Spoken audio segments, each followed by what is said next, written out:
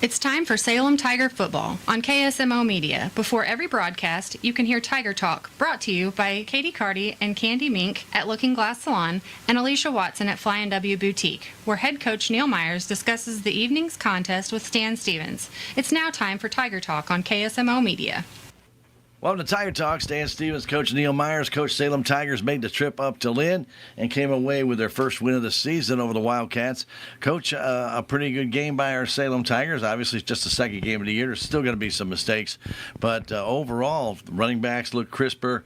The fullback looked crisper. Our tackling looked better. Hayden Ragsdale looked sharp at quarterback. I think when you look at all the positives, Coach, you had to be very pleased coming out of that game. I was very pleased. I was actually pleased about 20 minutes before we drove into Lynn.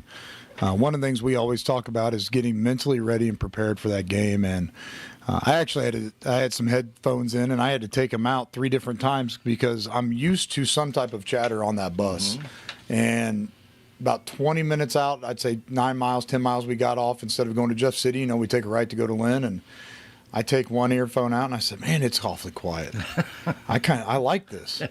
And then we drove about 2 more miles, and I said, no. And that time I took out both my headphones, and I was, okay. We got off the bus. We were there with a business mindset. We were ready to go. The boys were, I give them all the credit. They had a great week of practice. They went back. We went back to the basics. They knew what we needed to do. They know that we let one slip by.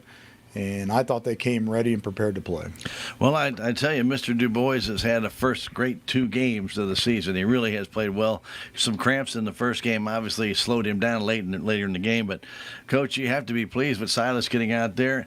He's helped open up that backfield, get a little bit more speed back there. But then you get Alton May, and then you've got Brody Ray. These guys are all showing some running abilities we haven't seen too much in the last couple of years. No, we're a lot more explosive than we have been since I've been here. And that's, you hit it right where it needed to be said. Silas has had 2 great games. When you look at the overall stats, there's nothing that's showing that, 150 yards. It's not like that. Mm-hmm. But Silas actually said to me at one point, he said, they're just all, I feel like they're all over me. Mean blocking's happening, but they're keying him. And I said, Silas, you need to get used to it. That's going to be, we got that for the next 8 weeks. Because they know that you're a threat, but what you're going to do is open that door for every other individual on offense behind you, and then it will eventually come back to you. And as we went to Lynn and got our first possession, we really didn't do too much on our first possession at all. But once we got the ball back after the fumble, Salem Tigers, it looked like a whole different offense went on the field that second possession.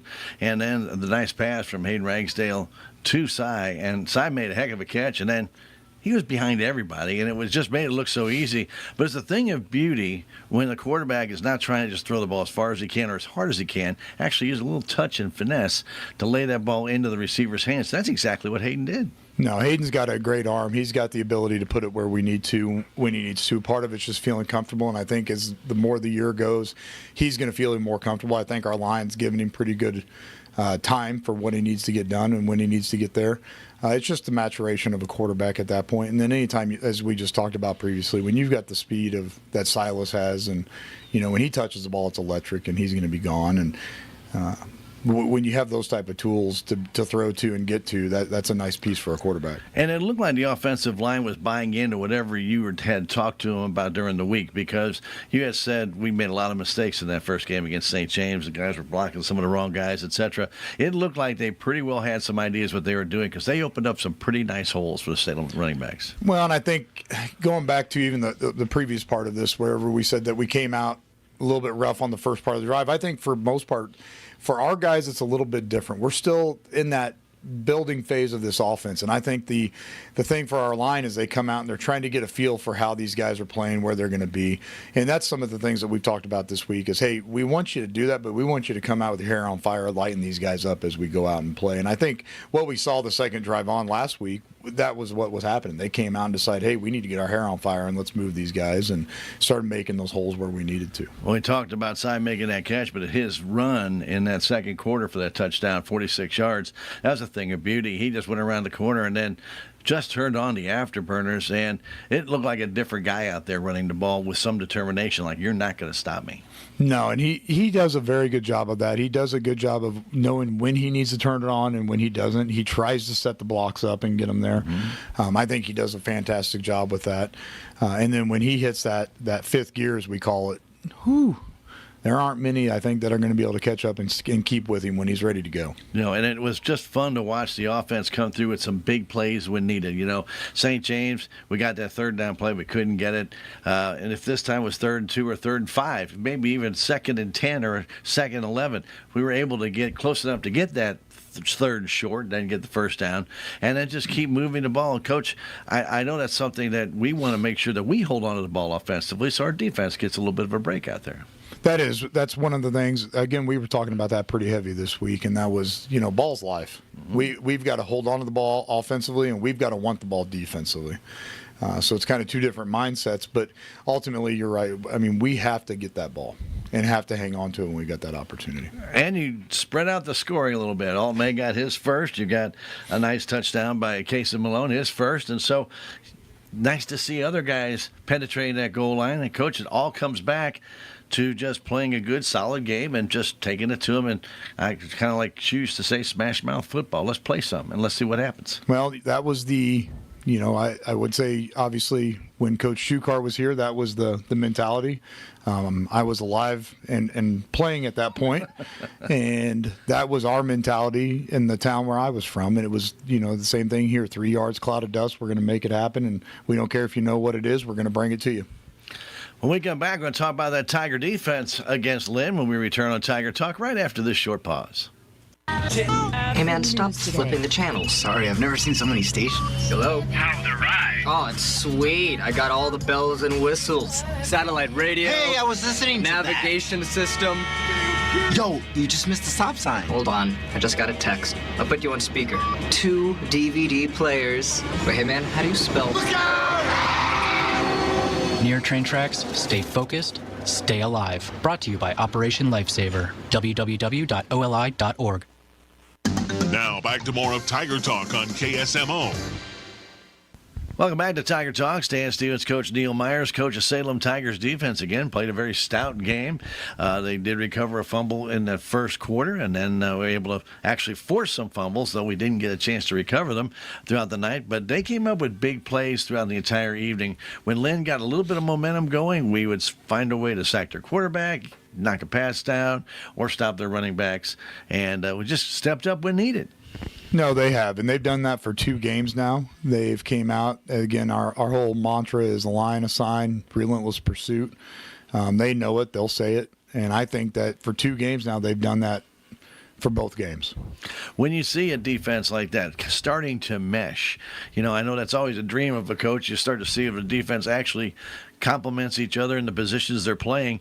That has started to happen with the Salem Tigers, hasn't it? Oh, you're talking about it right now, and I'm getting chills thinking about it because you're exactly right. And the 4-2-5 hits me right in the soul. It was a defense that I ran through college and played in college, and so getting to see the kids grasp onto it and understand it. I mean, they're making calls now.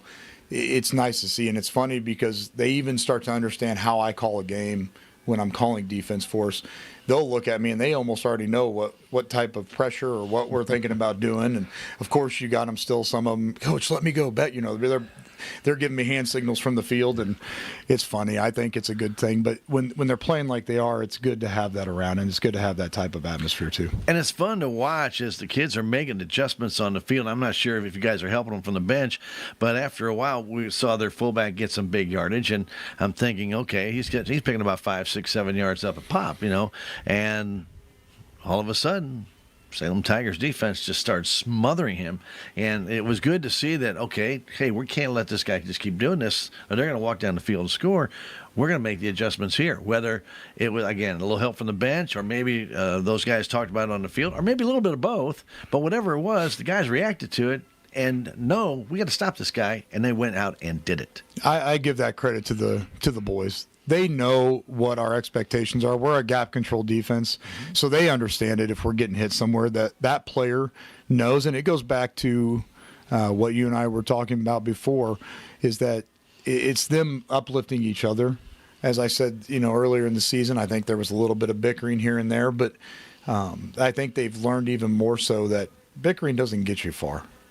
Somebody that makes a mistake already knows they made a mistake. And at this point, they're at that point where they're trying to lift them up, saying, hey, come on, let's go get it. Let's get that done, taken care of. And as I told them, I said, guys, we can bend. We just don't want to break.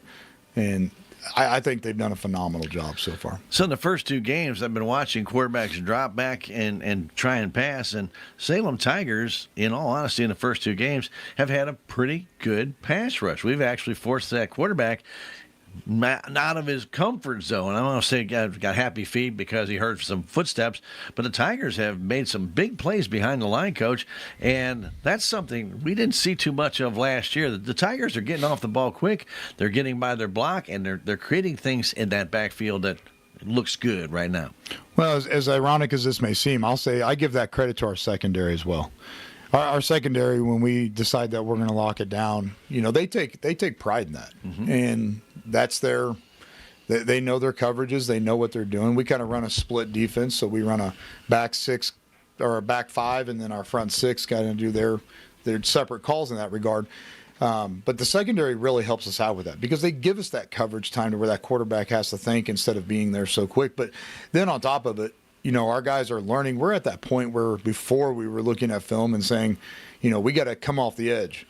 Now we're looking at film and saying, hey, we need to be tighter so we get there quicker, see this little bit of this foot of space that we're leaving. And that's, again, credit to the kids because they're grasping onto that. And it's actually fun during film because they're willing and wanting to know how can we get better. And you mentioned the secondary, and I'm starting to see the secondary learn how to bait those quarterbacks. Sy did that to their quarterback who threw that ball out, and he just mistimed it by about a step.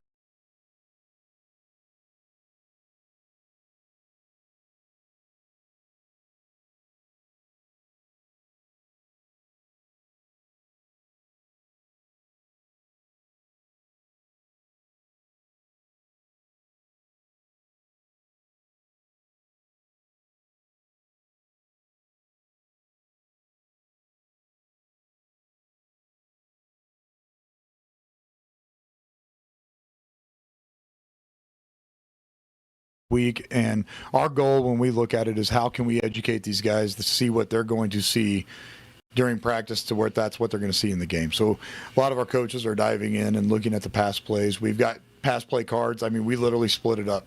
The front 6 was going down doing some inside run type things, and then our secondary is nonstop with pass routes. So a lot of times by the time we get to the game, the pass routes we've already seen. The kids know it. They know they're getting to the point now where they're yelling formations and hey, they want to run this, watch this, and that's a credit to those kids because they get into it. They dive into it. Our film sessions on their own, we're able to track and see who's watching film.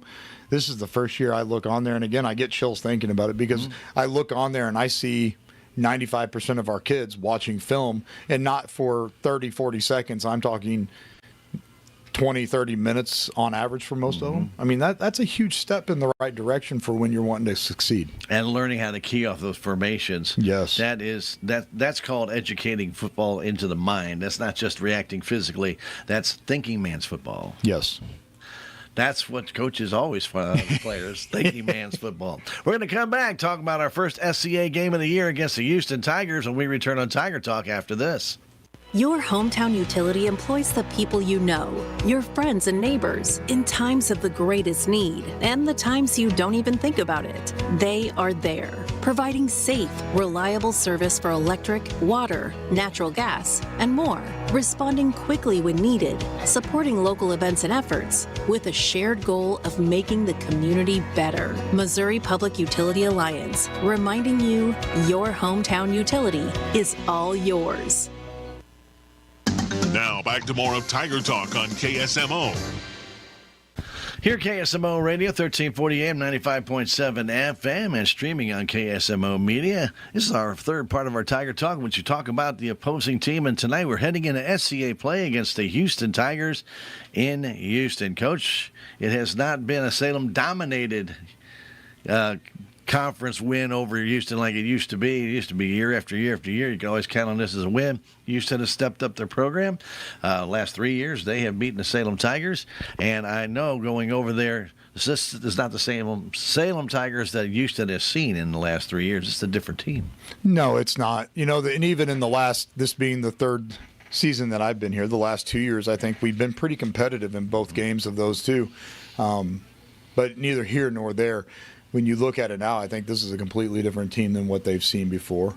For Houston, team they played last week looked identical to us as far as offense, defense, so they're going to get to see it 2 weeks in a row. But you are right. I think it was 40 years before that? Not nonstop, I think it was. Something like that, yeah. And so things have changed a little bit, and we're hoping that we change that back around and flip that script. Houston's field, it's not a well-lit field. I mean, they've got some really old, nasty lights there, and it has to get tough to play in the second half when it gets dark. I mean, it really just can't see very well. No, it's a little bit of a different atmosphere. Beyond the lights, I think they do a lot of good things with the field all around. But you're right, and I know that they're trying to get that changed, and I think that's, anytime somebody in the conference is trying to upgrade, I think that's always a positive for everybody in the conference. But you're right. The lighting can be an issue at some points. How we play against that, the good part is they're seeing the same stuff we are. So, but they see it every day. That is true. They are used to it. Yeah, they do see it every day. Well, let's talk a little bit about the Houston Tigers. What can we expect to see out of Houston offensively? I think they're going to come out, and what we've seen from them so far, they're going to come out in multiple different formations. They're going to shift. They're going to trade. But ultimately, they're wanting to get to one place, and we have done a lot of our homework on it. We think we know where that may be. We think we have an idea of where that might be. But it's football. Any given Friday, any team can win that. And even as prepared as we might be, we're not always guaranteed anything. They've got Riley at quarterback, who I think is pretty electric. There's a reason why they put him there. They want to get the ball and keep it in his hands. Their tight end, number 7, he can be a force as well. He's a big, strong kid. Can block on the edge pretty good. They've got 2 tailbacks, number 10, number 21, who I think will be coming around playing. Number 10's looks like he's shorter, but he's stocky on the lower half, so it's not going to be an arm tackle type takedown with that type kid. 21 looks more the shifty type runner. They're going to try to get the ball to him in space and go from there. Well, defensively, what can we expect to see out of Houston? So we're going to see a lot of what we saw last week against Lynn. Okay. We're going to see that what looks like a 3-4, possibly a 5-2 monster. Overall, it's a 3-man front. That's what we're going to see with them. They tend to, it looks like from what we saw on film, they like to shade it a little bit depending on whatever the strength is that they're calling. So they're obviously looking for tendencies from us as well. Other than that, I'm not sure. I'm not sure who the best playmaker is, but they've got wheels all over that defense that can fly around and make plays when they need to. I was going to ask you, are they a very aggressive defense? Or are they going to be trying to get in our backfield, or are they just going to wait and try and just stop us at the line? No, their front, I would say front 7 are very aggressive. They like to get up the field and go. So we're going to have to fire off, and we're going to have to hit people.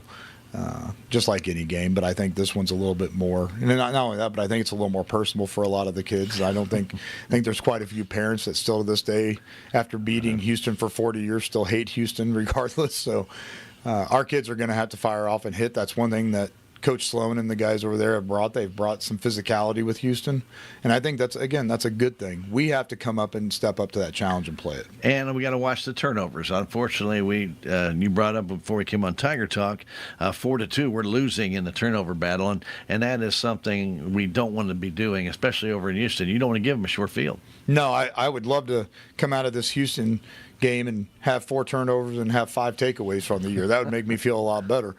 And that, not only that, but that also helps set us up for success on the field as well for winning. All right, Coach. Well, the very best of luck tonight against your first SCA opponent, the Houston Tigers, right here in Houston. Good luck, Coach. Thank you, Stan. Go Big Blue.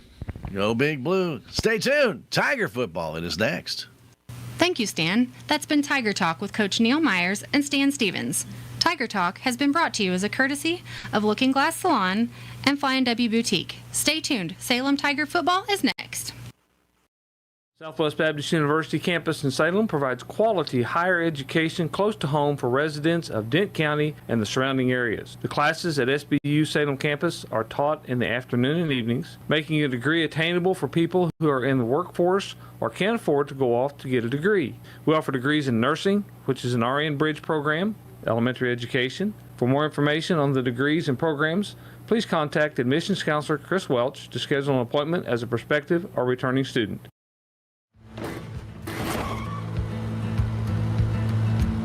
Sorry, Dad.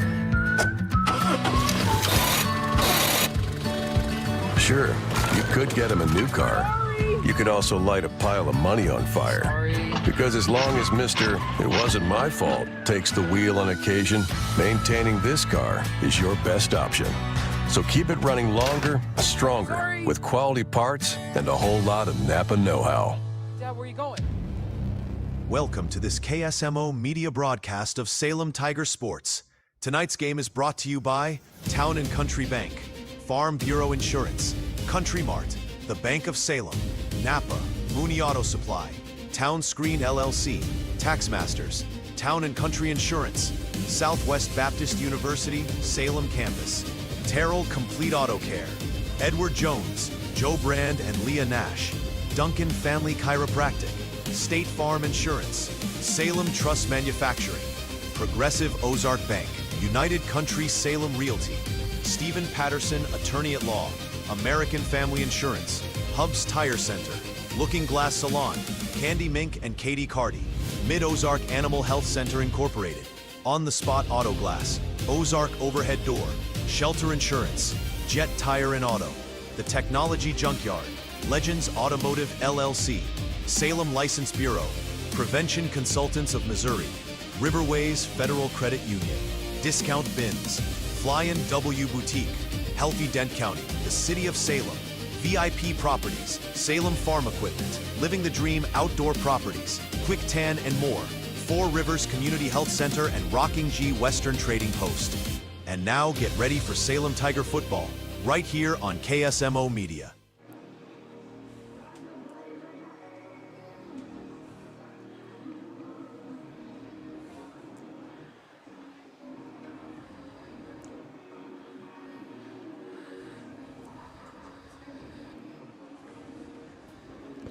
We welcome you to Houston, Missouri. Stan Stevens, Rick Hoyt with you here for the first SCA game of the year. Ricky, Salem and Houston. It's not the first time. No, you're right, Stan. And like I say, it's hard to believe that we're already starting the SCA, and this is our first start out for the year right here tonight. And it's going to be a warm night. Summer has returned after that last week, and it was really nice and very, very cool. Not going to be that way this time. Is it going to be definitely steamy? We may see a few of those stress factors come up. Houston has won the toss, and they have deferred to the second half. Salem Tigers will now determine what side of the field they will defend. So Salem coming off that big win last week. Houston coming off a tough loss to Springfield Catholic. Salem will defend the goal to our south, and Houston defending our goal to our north. We're still a couple minutes away from kickoff. I want to thank our friends at Flying W Boutique and Look Glass Salon for sponsoring Tiger Talk. Stop by and see Alicia, Candy, or Katie, 101 West 4th Street in downtown Salem. Don't forget our intro to Salem Tiger Football, brought to you by United Country Salem Realty. Babette Wells is their broker owner. If you need help with getting property, whether you want to rent, buy, or maybe even lease, I get it. I get it. Just call Babette, 573-729-3148, or stop by 605 South Main Street. If you're video streaming with us, you'll see at the bottom of the page pop up very shortly our Scorebug. It's brought to you by Ozark Overhead Door. They sponsor our Scorebug. You see there, Zane and his entire crew do a tremendous job in keeping your garage doors working properly. Whether you need a brand new one, whether you need to just install one for the first time, or just repairs or preventive maintenance. 314-243-9341. That's your friends at Ozark Overhead Door. And our instant replays are brought to you by Hubs Tire Center. They sponsor the instant replay, have done for 3 years or so. A three-generation family in Salem across from the radio station for your tire needs, state inspections, auto repairs, and more. Hubs Tire Center, 801 South Main Street. Well, our kickoff is going to be brought to you by your friends at Farm Bureau Insurance. Willie Strader, your agent, assisting you with auto, home, life, business, and other insurance needs. Give Willie a call, 573-729-4941, or go by 1414 West Scenic Rivers Boulevard. to remind everybody that SACWA is having a fundraiser on September 26th at 6 p.m. at the Salem Bowling Center. It'll be bowling night with only 15 team spots available. It's $200 per team, up to 6 players. To get more information or to register, drop by the ONCRC in person or go to the Salem Chamber office. Stop by and sign up for the SCBA SACWA fundraiser September 26th for a night of strikes, spares, and fun. All right, we're about ready to get this one going. Dylan Shelton will kick off. It'll be Du Bois deep for the Salem Tigers. And looks like also Alton May will be out there as well, deep. Still waiting on the official to give us the signal so we can start some football on this Friday night. They're actually waiting for the clock to still clock down. Now they have to reset it. Now they're ready, Stan. I was going to say, they went out there at 3:58 to go. Yeah, they was too early. Yeah, a little bit too early. Yeah. Dylan Shelton ready for the kickoff. Tigers to be on offense first. Let's see what they can do with this kick. It's a very short kick. It's going to come down about the 30-yard line and picked up by the Salem Tigers. Du Bois down the sidelines, got a little bit of running room, and he stays on his feet to the 35-yard line. He almost fell down around the 30, but regained his balance, and he'll come back. Right now, let's take a look at the Salem Tiger starters for you on offense. Charlie Otero, senior. Titan Shepard, senior. Colton Mink, sophomore. Gavin Zapal, senior. Jonathan Bettiger, junior. Silas Boyce, junior. Alton May, sophomore. Brody Ray, junior. Hayden Ragsdale, senior. Ira Barton, senior. Max Schlomer, junior. First and 10. Salem coming off that big win at Lynn last week. See what they can do offensively. They scored a touchdown every quarter, so they balanced it out real nice as they go in a double wing set. Ray is the fullback. Hand off to May. May turns the corner. Or that's Du Bois. And Du Bois comes across the 45 to the 46. Very close to a first down, Rick. Okay. I might have gotten in your way there. And it is enough for a first down. First down of the game. Going to give him 10 or 11, Stan? They're going to give him 10 right on the nose. Gotcha. That's enough for a first down at the 46-yard line. Salem in the road whites with the Carolina blue numbers and letters. Navy blue helmets and pants. Ragsdale trying to give that ball off to Brody Ray. He got smothered. That was not a very clean handoff, Rick. No, that was loss of 2. That was not going anywhere, Stan. Actually, they give him a good spot, loss of 1. Okay. So wow. They'll bring up second down, 11 yards to go. Yeah, that was all just kind of all everybody meet in the middle. Yeah, I kind of thought Hayden was going to try and pull it and go, but I think he tried to pull it. I think you're right. Yeah, it may not happen that way. Again, with the double wing formation in the flex. Flip it back outside to Alton May. He's going to try and turn that corner, and he's belted and taken down behind the line for a loss of about 5. Houston was in that backfield. McCarthy brought him down as he got in that backfield and really kind of threw a bunch of wrinkles into that play. Yeah, you're right, Stan. Alton didn't have a chance on that. There was like 2 Houston defenders out there, and he just had nowhere to go. Bring a third and about 16 for Salem. Let's make some noise, Tiger fans. Salem puts out Hallinar wide to left side, and flags go down as virtually a run up the middle for very little yardage. I think we had 2 guys in motion at the same time. Kind of looked like it, Rick. Did we? Okay, yeah, he didn't get set, did he? No, Ragsdale saw that the flags went down and kind of just took it himself, knowing it's more than likely going to get called back. But Houston could take the play, I guess, since they ran it. And normally they stop that before it ever gets started. Yeah, they do decline it. Wow, okay.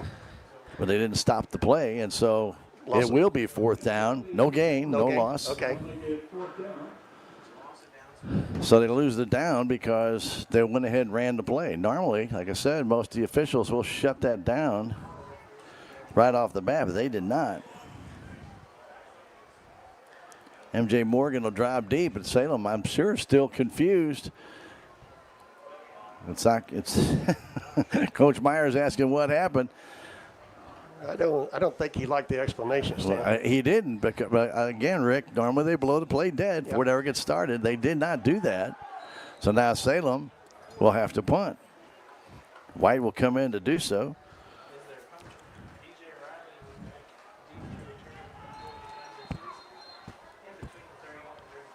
Riley drops deep. He'll stand around the 31-yard line. He'll take over as their quarterback. And then Coach Myers again talking to the side official. The play should have been blown dead as soon as the movement was made. Yeah, you're right. Yeah, I agree. I agree with But it Coach was Myers not. on that too. Yeah. And as you mentioned, not one flag went down, but two. Yeah.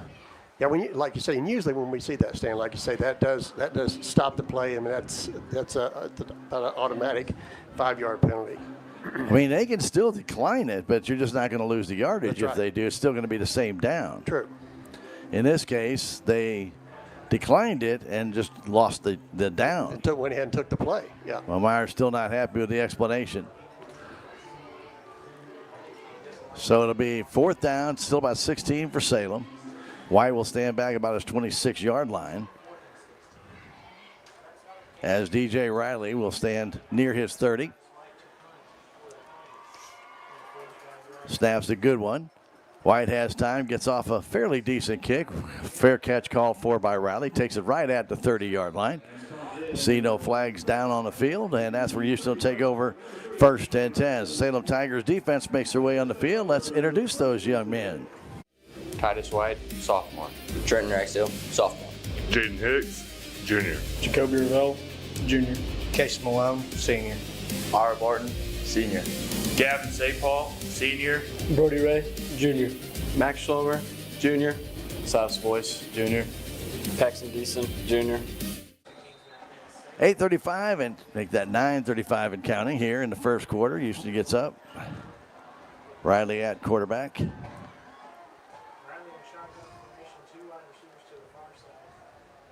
Two receivers to the left, the wing to the right. Wants to throw that ball out there very quickly and does, and the ball is dropped, and who has that ball? They're going to call that a fumble, Stan? I think they are, and the Salem Tigers come up with it. If they say he made a football move, Rick, then it's a fumble, and they're calling it a fumble. Okay, so the Tigers will take over on that fumble. Yeah, we'll count the completion, Stan. Completion would count, yes, absolutely, Ricky. I didn't see who caught it out there, Stan. And you know what, Rick? I didn't either. Okay. I mean, it was in his hands and out before I could get his number. Okay. I'm going to put no gain on the pass. I think it was Shelton. Okay. I'm going to put no yardage on the pass play, Stan. No, they recovered at 29-yard line. So no, Rick, I'd say a pass for no yards. Okay, gotcha. Tiger offense back on the field. Give it to Du Bois, trying to get to the outside if he can break that tackle. He does break it, continues to try and move forward, and goes down with a 2-yard loss. Silas was a shirt away from going all the way. He just couldn't turn that corner. To give a lot of credit, I believe, to their defensive end out there, number 71 for Houston. He got his arm on him. It's Oliver Griner. And if he got around him, Rick, there was nothing but green grass in front of just couldn't get Mr. Silas. Couldn't get around him. Yep. Now, 2nd down, 2 yards to go. Give this one to May. May has a little bit of running room to the right side. Turns that corner, and he'll get to the 25, maybe 24-yard line. That'll be a gain of 7.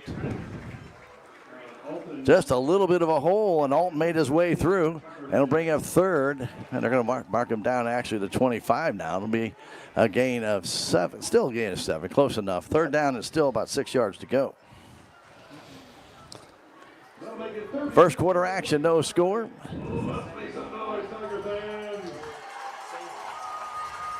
Fullback is Brody Ray, and they look like they want to pull a rush through there, and they give it off to Du Bois, who gets down to the 22-yard line, a gain of 4. They're going to spot him, I think, at the 21, actually. It would bring up 4th down and 2. So a gain of 4 for Silas. Newsom made the tackle. Bring it 4th down, Stan. And it's 4th and 2. Okay. So 4 yards on that carry for Du Bois. Tigers will go in a double wing. little tighter formation here for Salem. Ragsdale giving it to Du Bois. The ball knocked out of his hand, picked up by Houston. And they're going down to the 50, to the 40. And it looks like they're going to take it all the way for a touchdown. Fumble recovery and 74-yard return by number 13, Tucker Venn. Yeah, got that ball knocked out of there, Stan, and he had a good bounce on it to bounce up to him, and then he took off.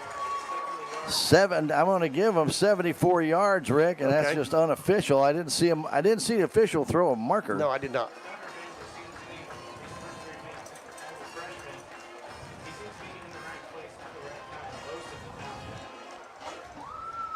And that comes at the 6:50 mark.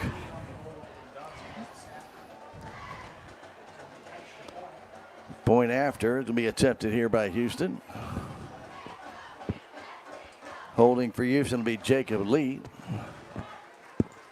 Shelton will do the kicking.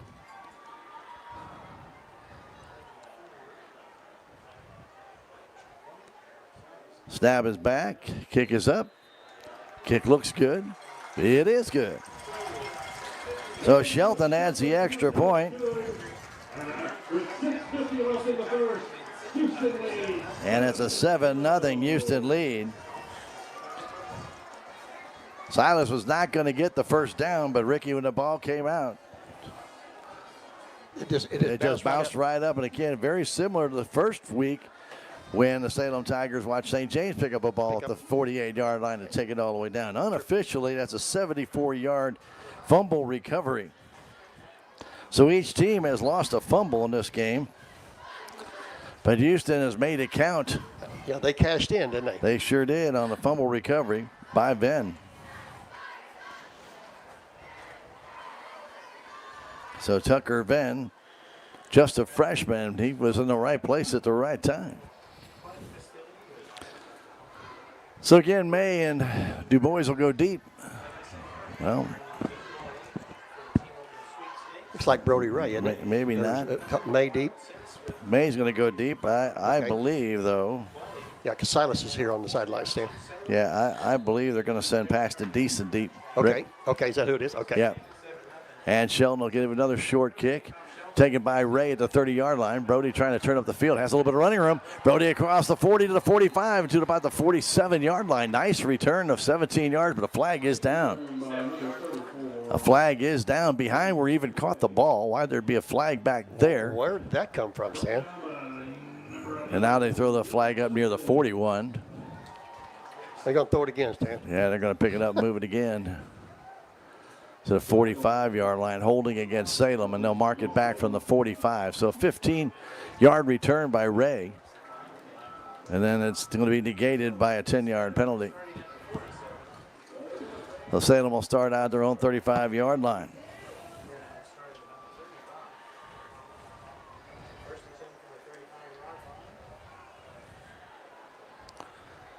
First and 10, Salem Tigers down by 7 on the fumble recovery and touchdown on the run. Fumble run all the way back, 74 yards unofficially by Venn.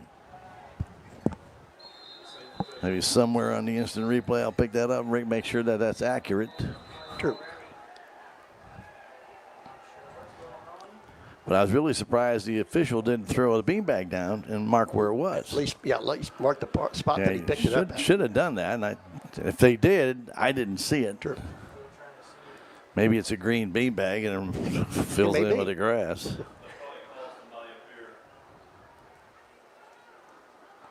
Well, they've stopped play. 6:41. 6:41 is what they have on the clock. Clock should have ran when Brody Ray caught the ball and brought it back. 6:50 is when the fumble recovery happened. That's not correct. So the officials are wrong there. So they just put 9 seconds back on the clock for no reason. Ragsdale kicks it outside. Salem is having real big trouble finding the ball, and Houston's got it over at the 29-yard line. Du Bois couldn't handle it, and it fell out of his hands. And I believe Riley recovered that ball at the 29-yard line. That's a second fumble. Salem with a fumble, and now a fumble. Second fumble by the Tigers. So Houston would be back on offense again.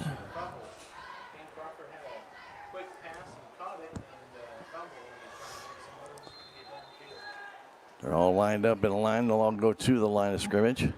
Riley will hand that ball off, and some running room up the middle, and getting about almost 11 maybe. Let's see where they're going to mark him down. At the... Well, I'm still waiting for the official to mark him down. And a timeout is being called by Salem. I guess that was called before the play was run because they moved the ball back to the 29-yard line. Okay. So I guess that didn't count. So anyway, okay. We have a 7-0 Houston lead. A timeout here in the first quarter. Timeout is brought to you by American Family Insurance Agent Jonah Schaefer. Don't forget to give him a call if you have a question or two about insurance.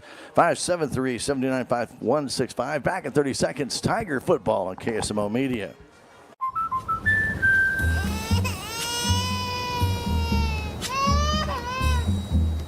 Life's better when you're under our roof.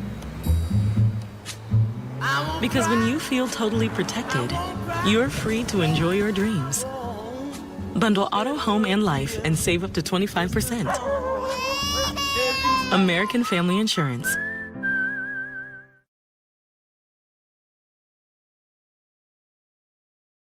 Welcome back. We're in Houston, Missouri. 7-0 Houston. 6:29 is what they have on the clock, and they didn't put that time back on. This has been a crazy start to this. Riley hands it quickly off again to number 10, McCarthy, and McCarthy will move to about the 26-yard line, a gain of 3. Going off left tackle on that far hash mark, going to the near side of the field for them.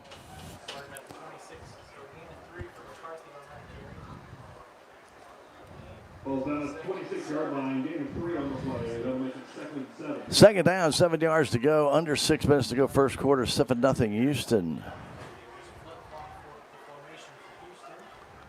Riley. Long count here. McCarthy to his left. They have a single wing out there. And they'll give it to McCarthy up the middle. McCarthy trying to burrow through 2 different Tigers. And they take him down to 23-yard line. Gain of about 3 more. It'll be third and just about 3.5 to 4 yards to go.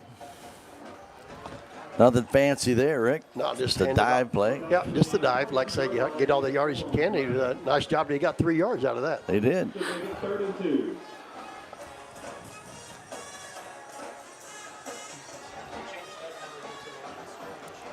Caden Guerra moves up to a slot. Direct straight handoff to McCarthy. I'm sorry, that was number 13. Excuse me. That's Tucker Venn, and a gain of about maybe a yard. Going to bring up 4th down and a long 2, almost 3 yards to go. Clock is running, 4:45 to go.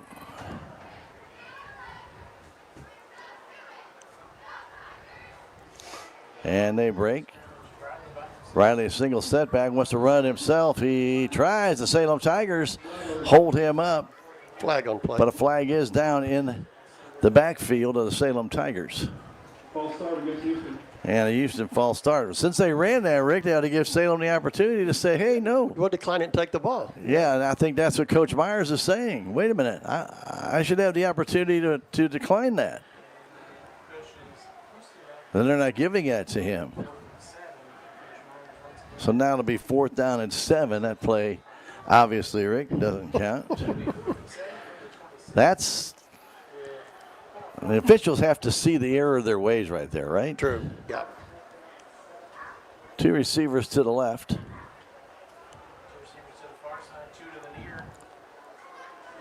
2 by 2 on the receiving end. Back to throw Riley. He's got a little bit of running room, fires that ball out, completes it, enough for a first down, and getting down to about the 12-yard line for Houston. Pass completed to number 15, Rick Crawford.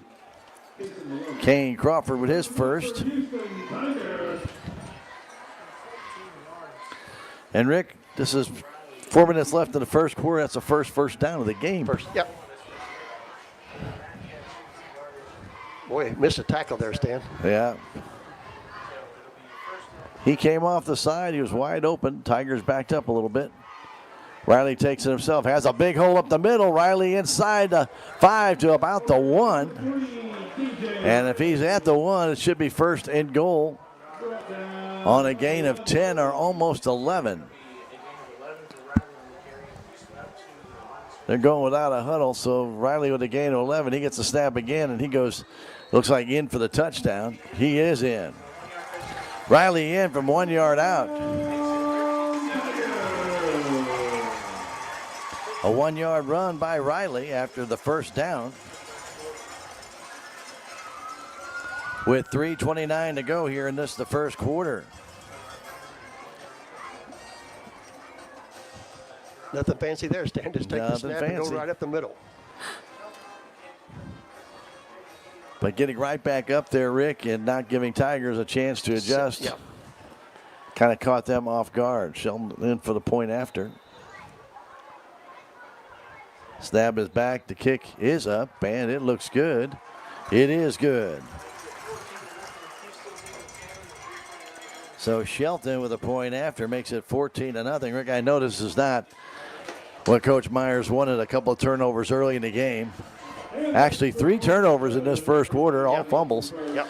And Houston has capitalized on both. And so one was obviously to pick up and return for a fumble. The other inside the Salem zone that cost them another touchdown. So that's first game, third game. We give up 2 touchdowns in the first quarter off of fumbles. Off of turnovers. You're exactly right. Not exactly what he wanted to see. True. Well, we do want to tell you about our great friends that help bring you Salem Tiger Sports, like Mid-Ozark Animal Health Center for all your animal health care needs. Dr. Ashley Cunningham is the vet you need to see. It could be your pets or could be your livestock. Call 573-729-4031 at 900 West Scenic Rivers Boulevard in Salem. Rick, Salem Tiger offense has just not really had a chance to even get going. We're not getting any rhythm at all, are we? Yeah, we're just it seemed like we got 1-2 good plays, Stan, and then we just kind of drifting back again. Like you mentioned, though, on that drive at the fourth down, missed tackle really hurt. That hurt it, yeah, because I think that if we could have made that tackle right there, Stan, I don't think he would have made the first down. I think it would have been 4th and 5, and yeah, it would have been different. Yes, sir. Sheldon will kick off. Looks like Deason and May again deep. Sheldon has not been kicking deep. And again, he won't kick deep, but this one will end up in Deason's hands. Picks it up at the 23-yard line, and he's only going to get about a 3-yard return.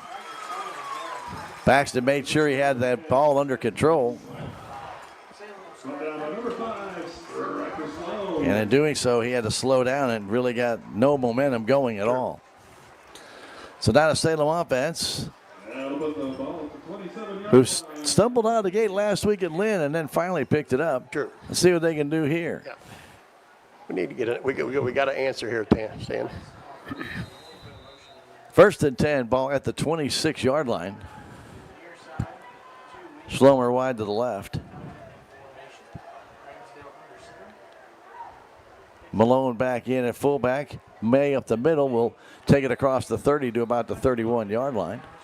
Gain of about 4. DuBois not in the game at the moment, as Brody Ray has moved over to the left tailback. DuBois is on the sideline. Don't see him injured, but they did tape his leg up, Rick. Yeah, they did.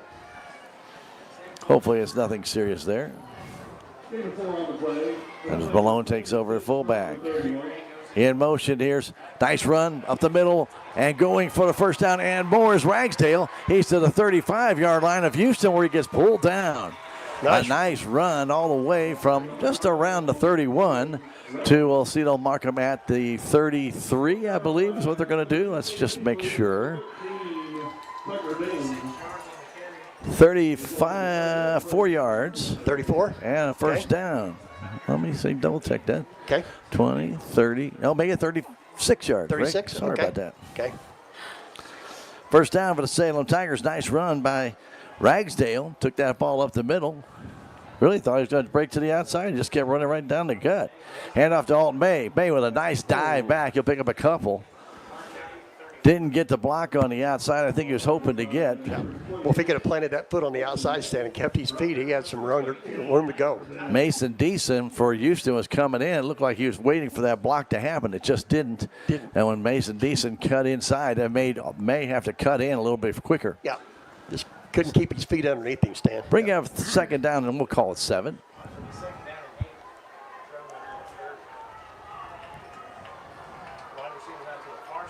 Tigers stay in the flex. Handoff, that's not made, and here goes Ragsdale down the sideline for the first down. He gets down to the 5-yard line. A flag is down in the Salem Tiger backfield. And they're going to call holding against Salem, and that'll bring that play back. Rick, that was a nice 25-yard run, but holding called against the Salem Tigers after Ragsdale pulled that ball out. A very nice fake to Casey Malone. I really thought he was handed it off, and then at the last second, he just pulled it back out, and he was gone. Yeah, he put it in there, Stan, but he pulled it out when he seen the hold of the outside. So the Tigers will be losing 10 more yards. 20 yards in penalties now for Salem, Rick. 2 holding calls. Move the ball back to the 40-yard line of Houston with 1:43 to go. 14-0 Houston Tigers. A fumble recovery of 74 yards. And then a 1-yard touchdown run by Riley off of a fumble by the Salem Tigers. So now they're faced right now with a 2nd and 18.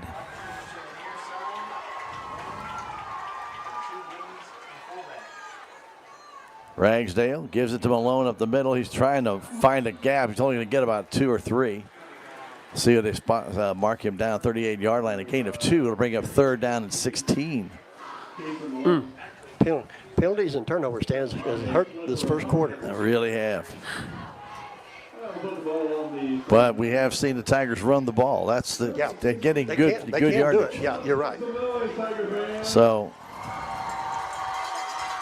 let's see what they do on 3rd and long. Keeping it is Ragsdale trying to cut up the middle. He's only going to gain a yard. It'll bring up 4th down from the 37-yard line. And Salem will punt from the Houston 37 and try and put Houston deep. White will come in for 35 seconds and counting still left in this first quarter. 14-0 Houston.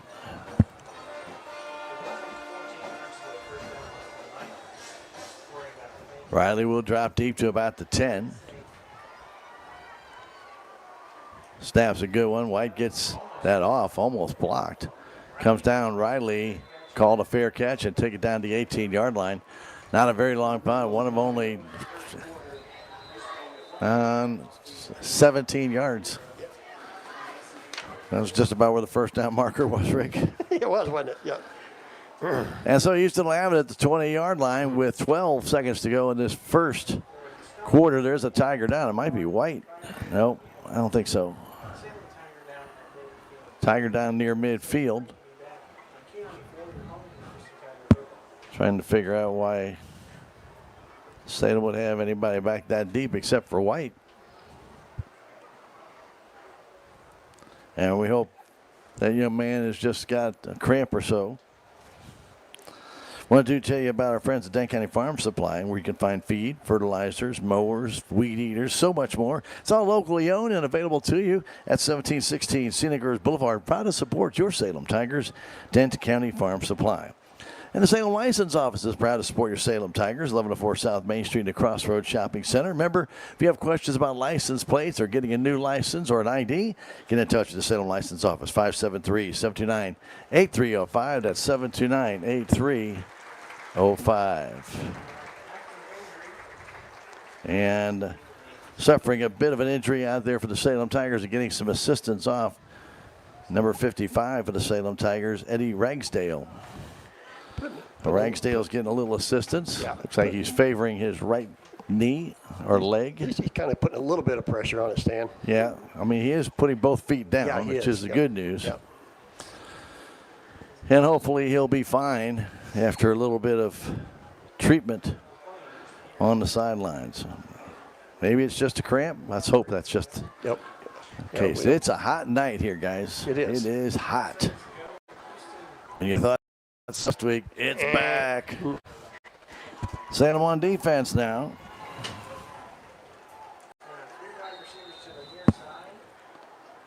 Trips to the right. Riley has McCarthy in the backfield with him. Wants to throw. He's looking deep. Fires it deep down the middle of the field, and there's nobody out there.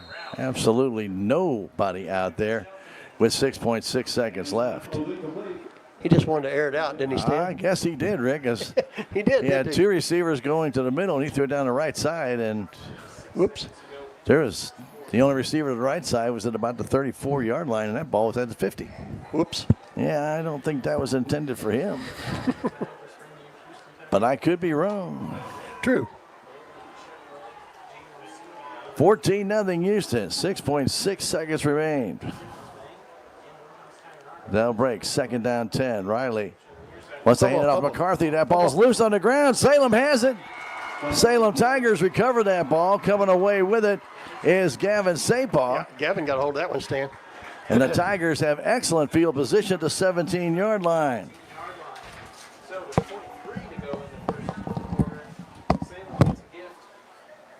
Second fumble recovery. Who got that first Salem fumble? You remember, was that Du Bois? Ricky? Who got that first Salem fumble? You remember? Yeah, I couldn't tell over on the far side. I couldn't see. I really couldn't see it either. So sorry, folks. Yeah. I was trying to say it's the second fumble. Yeah. Each team with two fumbles in this first quarter. Yeah. There's 0.3 seconds left. Salem's got to cash in on this one, Stan. Absolutely. Ball at the 17-yard line. First and 10. Ray, tail to the left. May, tail to the right. Malone at fullback. Ragsdale gives it to May. May up the middle, trying to twist to the outside. Will gain a 2. And he's turned back. Ooh, that's going to be a bad spot by the officials. He got down to the 15. They pulled him back, and they're going to mark him back at the 17. As the quarter comes to an end, we played one here at Houston. It's the Houston Tigers 14 and the Salem Tigers nothing. We're going to come back in 1 minute. It's Tiger football on KSMO Media. It's only because of our incredible sponsors we're able to bring you Salem Tiger sports and community events. A couple of those sponsors include Discount Bins in Salem. Discount Bins has truckloads of new merchandise each week, and the prices drop every day until they're gone. Jet Tire and Auto, Salem's only licensed Lucas Oil Service Center. Drive in today at 800 South Park Avenue right here in Salem. Thanks to these fine sponsors, we're able to bring you Salem Tiger sports and community events. The Bank of Salem was founded in 1883 on the principles of local ownership, a commitment to the people of our community, local decisions, and a conservative approach to banking. As one of the oldest locally owned banks in the Ozarks, we've had the privilege to serve generations of local families. We pride ourselves on dedication to our customers and the people of Dent County, and we take pride in being an important part of it for years to come. The Bank of Salem, member FDIC, equal housing lender. And welcome back to Houston. Stan Stevens, Rick Hoyt with you here. Always like to thank our sponsors, make it possible for us to bring you Tiger football and other sports like Jet Tire and Auto at 800 South Park Avenue, providing professional level service with that hometown feel. Get your new tires or accessories at Jet Tire and Auto, 800 South Park Avenue, right here in Salem. Second quarter brought to you by Farm Bureau Insurance, Willie Strader agent. Get in touch with Willie at 573-729-4941 or drop by 1414 West Scenic Rivers Boulevard. Tigers now go toward the south end of the field.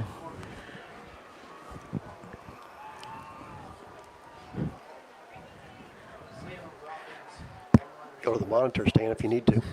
I might even have to because there's really some dirty windows here. Go to the monitor if you need to. I'm good. Tigers go back in the flex. Du Bois, who lost 2 fumbles in that first half, has not been back in. Has gotten his leg taped up. Ragsdale wants to throw the ball. Touchdown, Salem. The Titus White. Beautiful pass.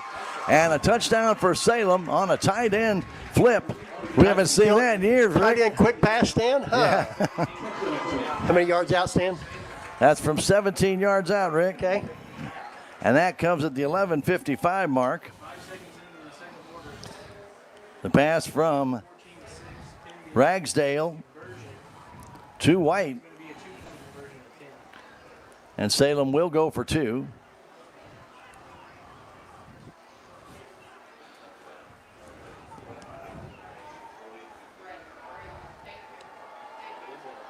They really have no kicker, so this is probably the only option we really have. True. And they go in motion to hand up the other way, trying to get to the outside is Alton, trying to turn that corner. Alton dives. He's going to be short. May gave it his best shot. He got down to the 1. But the 2-point conversion fails. And it's 14-6. Houston on top. It is homecoming here at Houston on a very warm Friday night. And the Tigers get their first touchdown. This coming in the first play of the second quarter, Rick. And that was a thing of beauty. We've talked about that pass being open all the time, and it sure was. We finally got it to see it, didn't we? White was wide open. There wasn't a soul within 10 feet. Yeah, he could have run forever on that one, Stan.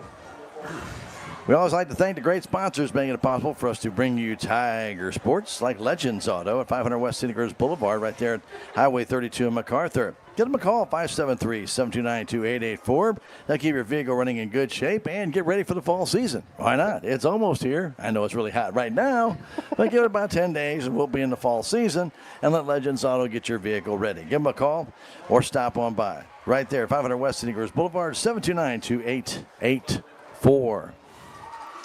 Salem will host there next week. Hope you can make it out. Support your Tigers. Salem 1-1 on the season going into this one. Houston 1-1 going into this contest today.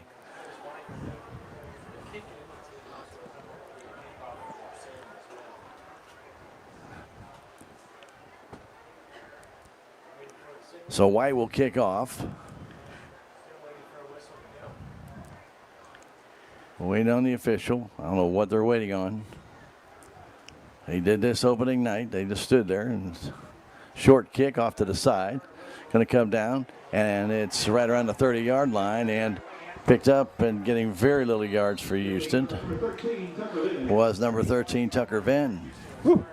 Stan, that old ball almost come out of there, Stan. It did come out at first, was real Rick. close. It did bounce out, but he was able to get it.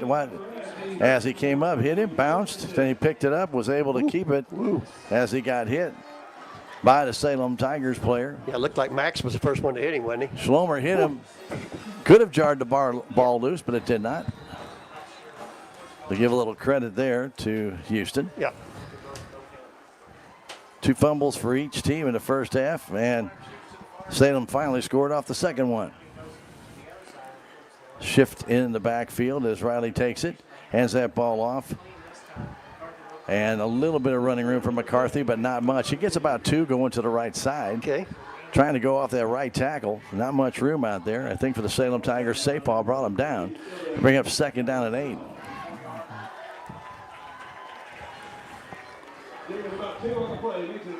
We're in the second quarter, 14-6. Houston with the lead.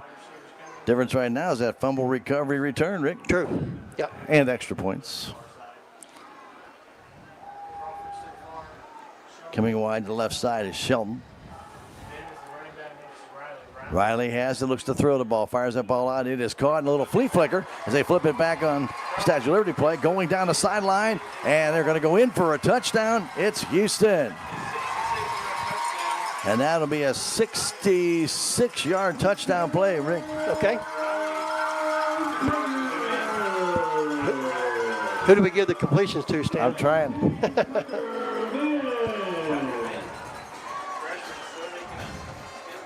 Tucker Venn, Rick. Okay.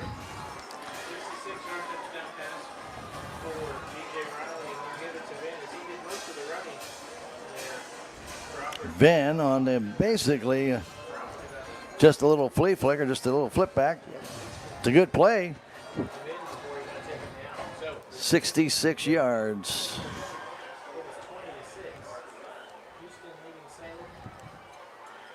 Shelled in for the point after. Snap is back. The kick is up, and it looked like he pulled it a little bit, but it's still good. And it's 21-6.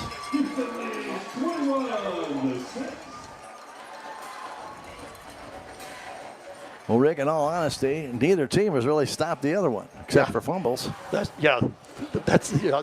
both teams have stopped themselves. You're right, Stan. They have. This one a little flea flicker. Just a little pitch back after the catch is made. And I really did not see who caught that ball originally, Rick. And then Ben was coming down the sideline. He flipped it back to him. Yep. And there's nobody there to stop him. The total pass play is 66 yards, and that's all you really need to know. Yeah, true. Yeah, give me a number. Yeah, give me a number.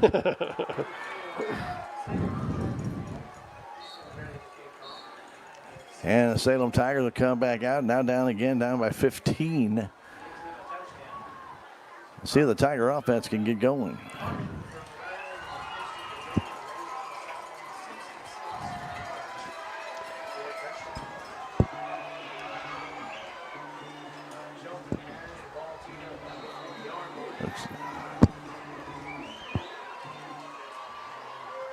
Kicks again, a fairly short one, taken at around the 40-yard line by the Salem Tigers, trying to move up the field with it for Salem. Look, Max? Looks like Max Schlomer, yeah, I think so. Yeah, okay. And they bring it back to the 43-yard line. First and 10 for Salem at that point.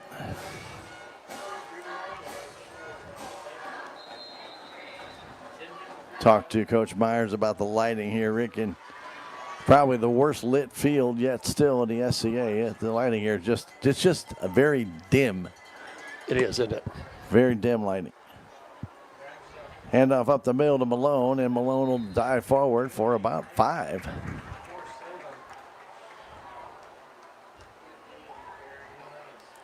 So Malone with a nice run up the middle, gain of 5. Okay. Bring up second down and maybe even a short 5 or a long 4.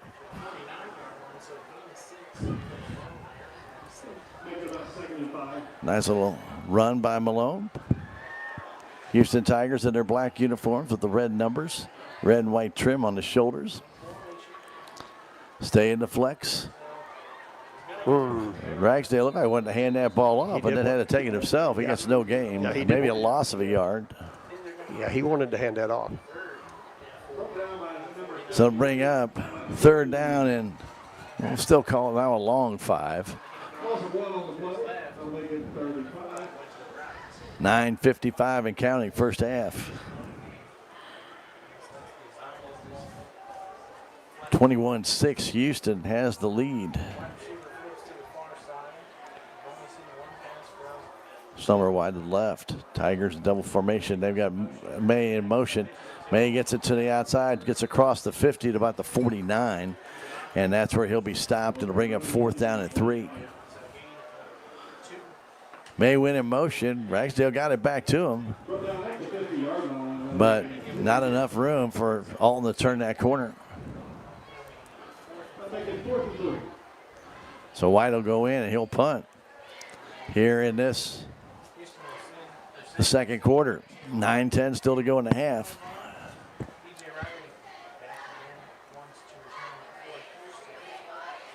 Riley will drop deep to about his own 20.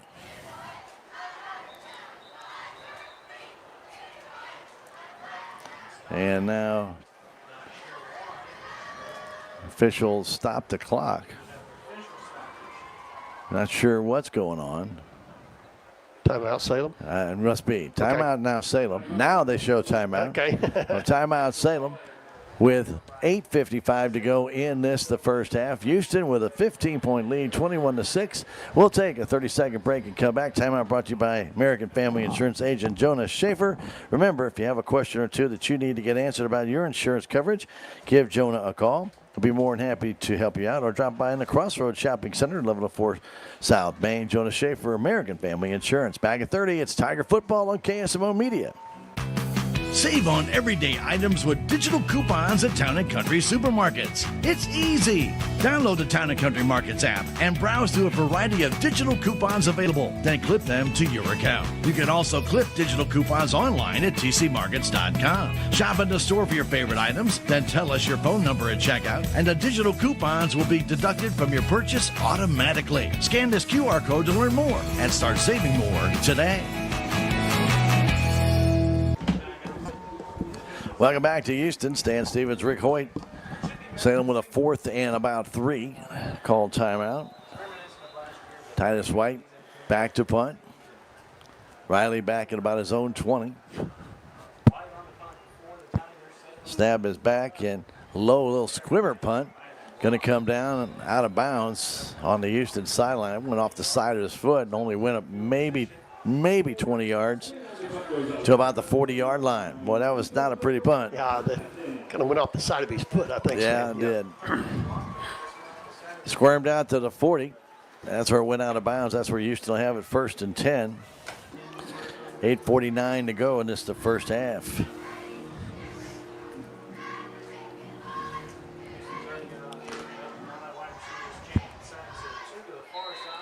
Riley, a quarterback, has a touchdown pass, and he's run for a touchdown.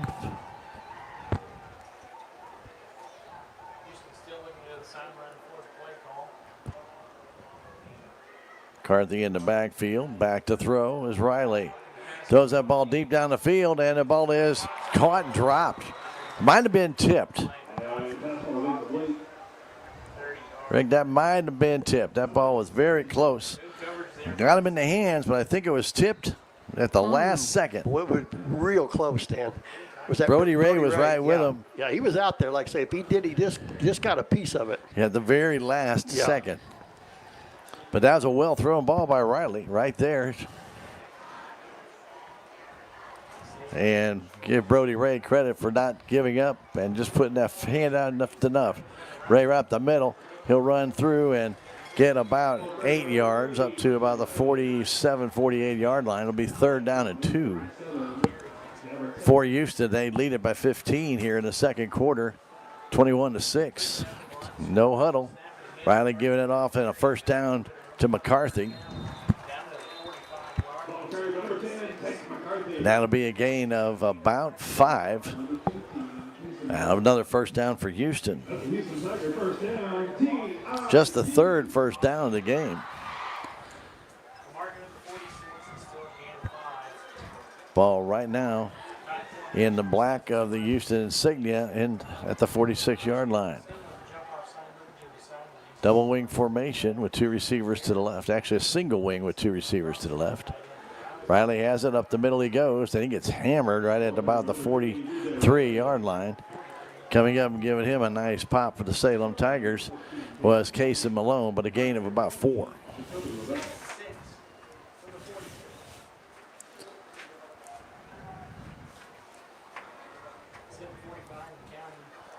We're in the second quarter. 21-6, Houston with the lead. We've had 4 fumbles in this game, 2 by each team. First 2 Salem fumbles immediately led to touchdowns by Houston. 2 in the backfield, a handoff this time to Guerra, and Guerra will get about 5. He's going to be short of the first down to about the 37, but he's still 3rd and 1.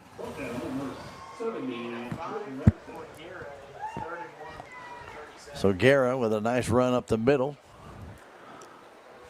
Got knocked back right there at the 37-yard line. He needs to get to about the 36, just a tick inside there. Empty backfield. Riley will take it himself. Big hole, and flags go down.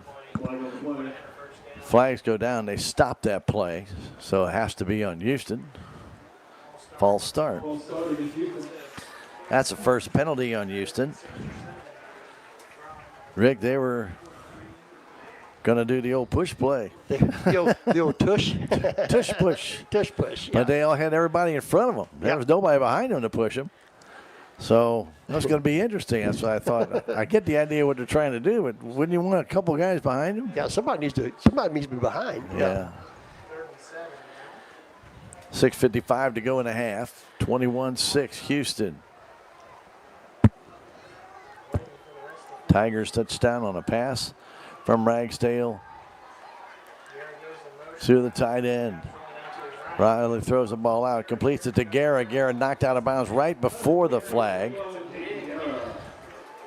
Good hit by Brody Ray to knock him out of bounds. It should be just shy of the first down at about the 37-yard line. So it should bring up a 4th and 1. Ray absolutely just pummeled. Now they're going to give him first down, Stan. What? Now they're going to give him a first down. He went out of bounds, Rick, at the 37. Yeah, How can you give him a first down at the 36? He's got to be incensed. This is ridiculous. He went out of bounds at the 37. You can't give him an extra yard. Wow. Well, they did. First down for Houston. They fired out quickly and dropped by the Houston Tigers. No football move made, so you can't call that a completed pass as Shelton dropped the ball. So Shelton could not hang on to it. Incomplete.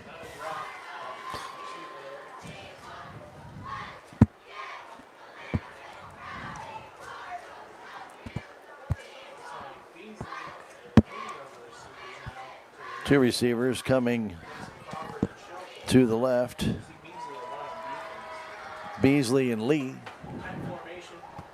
Single set back, give it off to McCarthy. Big hole on the right side. McCarthy breaks through to the 20, 10, 5, touchdown. McCarthy from the 35-yard line. And it's 27-6. Then he had a big hole on the outside. Their offensive line opened that hole up, and he went right on through. 35 yards at the 6:32 mark here in the second quarter. 27-6 our score.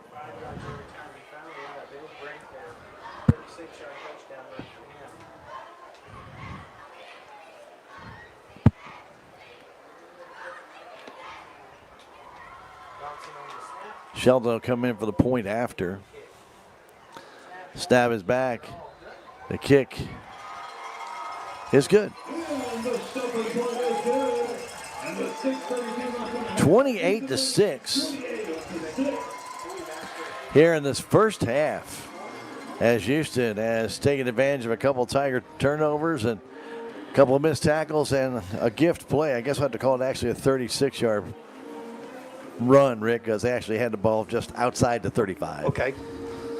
So, yeah, officially, I guess, if we're trying to be accurate.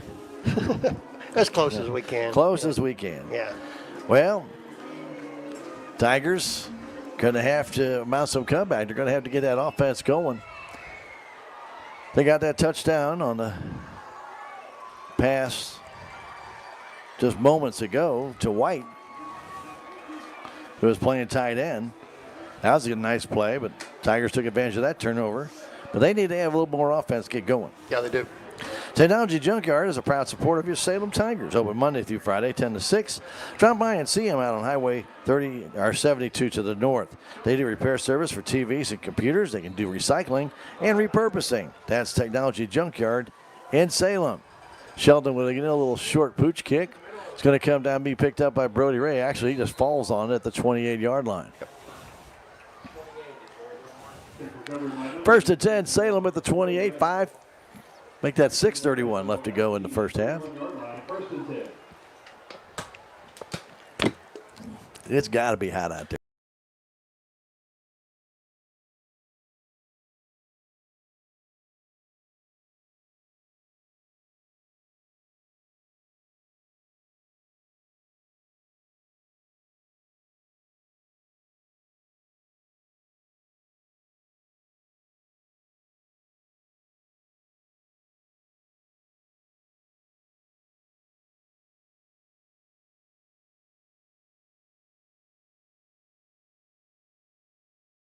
Oh, isn't that good? Isn't that good? Isn't that good?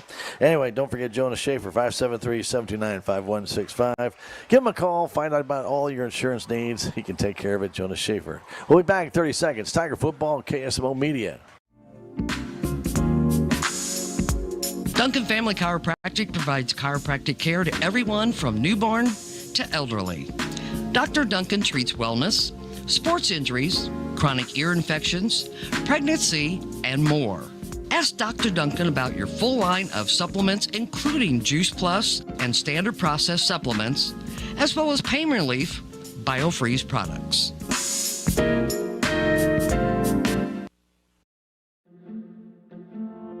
If you have the audacity to believe a financial advisor should talk with you, not at you. If you believe access to your financial advisor should be a right, not a privilege. Join the nearly 7 million investors who think like you do. FaceTime and Think Time make a difference. Join us.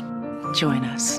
At Edward Jones, it's how we make sense of investing. Call Joe Brand in Salem at 729-3831. Let's see what that Tiger offense can do as Ragsdale gives the ball up the middle. That ball might have come loose. I think Kaysen held on to it. I think he did too. Okay. But for a moment, it looked like it might have come loose. A gain of 1. Had it kind of hanging out there, Stan. Yeah, You're right. second down. So the official spotted down at the 29, and then the other official comes and moves it back to the 28. I don't understand this crew. Why he even touched the ball, I have no idea. True. In the double wing. Ragsdale wanted to toss that back, and now the ball does come loose, and who's got this one? Flag down 2 on the far side, Stan. Flag down.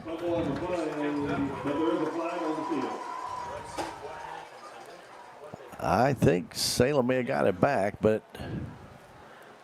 the Houston guys got the ball, Stan, but I don't know. I don't know what the flag is I don't know for. what the flag is, yeah.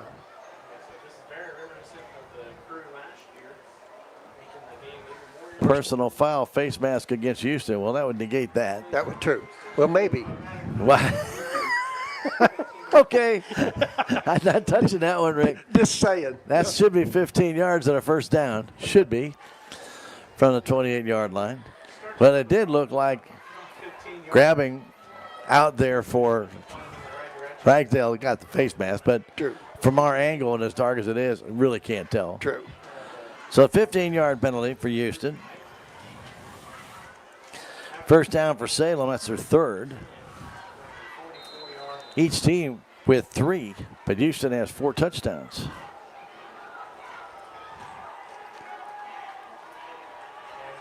Tigers get this one off to Ray. Brody trying to cut through the middle and get to the midfield stripe.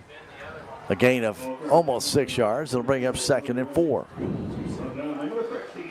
Good strong run by Brody Ray. And again, Rick picked the ball up, moved it back 2 feet. Again, didn't he? Every time. See if they do it to Houston. Okay. We have it on film. We can see. We know we have it on film instead of the mission. Yeah. Second down at 4 yards to go. Ball loose in the air and it's picked up by who? I think Houston may have come away with that one, Rick. I think they and did. They Stan. did. They do. That ball stepped right out of the hands of Ragsdale. Picking that ball up was number 62 for Houston. Looks like him and Kaysen Malone run into each other in the backfield, too. Kaysen Woolsey comes up with that fumble.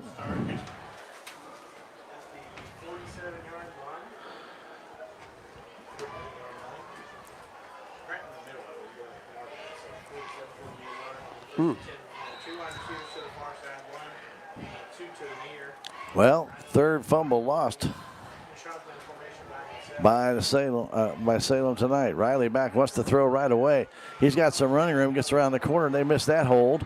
He'll get by one tackle or another. It spins down to the 33-yard line. Now the flag comes in late, Rick. Really late. Did it finally come in? Flag came in really late. There was a huge hold out there by Houston, and they will bring it partly back. He had a hold of the Salem Tiger linebacker and he wouldn't let him go. There's a hold on the line there. And then right here you see it, he just turned the Salem Tiger guy around. So that hold after about a 7-yard gain, it'll be a 10-yard penalty.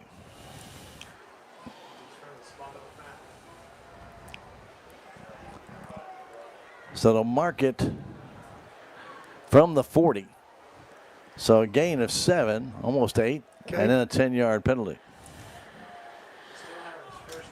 And that'll make it first and 12. Go to the 50-yard line. Ball right at the midfield stripe.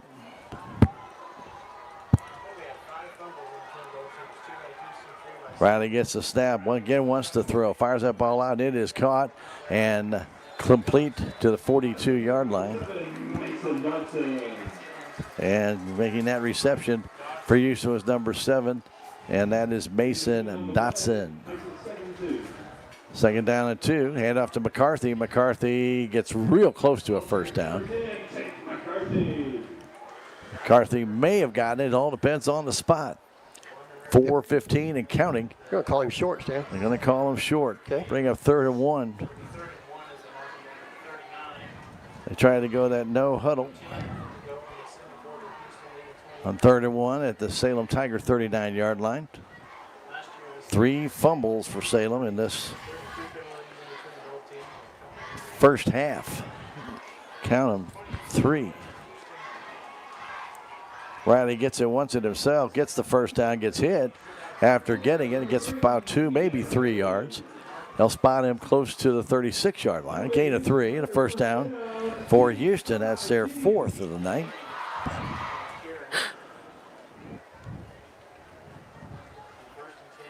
Tiger defense, Rick's been on that field a long time here in this first half. Yep, they have. Houston will get the ball to receive so they can shoot as much as they want. Ready is Riley. Keeps it, wants to throw. Fires the ball deep downfield. Has a man wide open. He's got it. Touchdown, Houston. Wide open was Garrett about the 10. And he takes it in from the 36-yard line.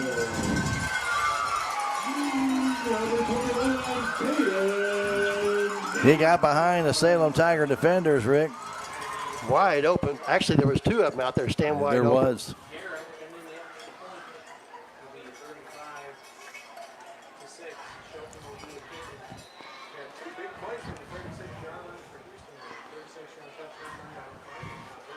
.325 to go. Shelton's point after. Ooh. It was tipped, it looked like, but it made it. Made it. Yep. 35-6. I know this is not what the Salem Tigers had anticipated. But you turn the ball over 3 times, any decent team. Yeah, you can't. And give them that kind of field position. Yeah, you cannot do that. Score. Yeah. And take nothing away, but this has really not been a 35-6 game, but unfortunately that's what the score reads because of 3 Salem Tiger fumbles, and they've scored off all 3. Yeah, and we scored off of their 1. And we scored off their one of their 2. One of their 2, yes. That's right. So the Tigers, with 3:25 to go in the first half, have faced a real big uphill battle, and it's going to take a mountain to climb it, but the Tigers defense got to get a little bit of a breather. I mean, it's hot out there, and they keep running them and running them and running them. And, you know, it's our offense has got to stay on the field here to finish this first half out. Got to have some type of long drive. That's right. Hey, Discount Bins at 1201 City Girls Boulevard in Salem. They are a proud supporter of your Salem Tigers. And if you've not been down there, you need to check it out. Now, remember, they restock on Thursdays.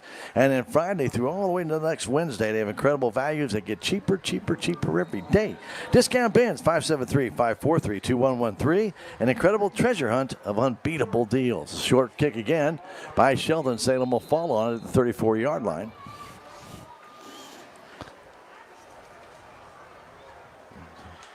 Tigers, Rick, have been a little bit cautious since the fumbles. Kane Barrett falling on that. Yeah. Covered at the 34-yard line. And we'll take over first and 10. So we'll see what Salem wants to try and do here. With 3:25 to go, it'd be nice if they could keep the ball the rest of the half and score. Put it up. And then come out in the second half. Schlomer wide to the left side.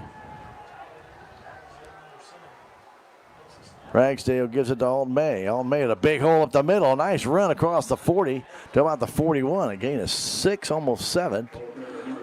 And we'll call it 7. It'll be second down and 3.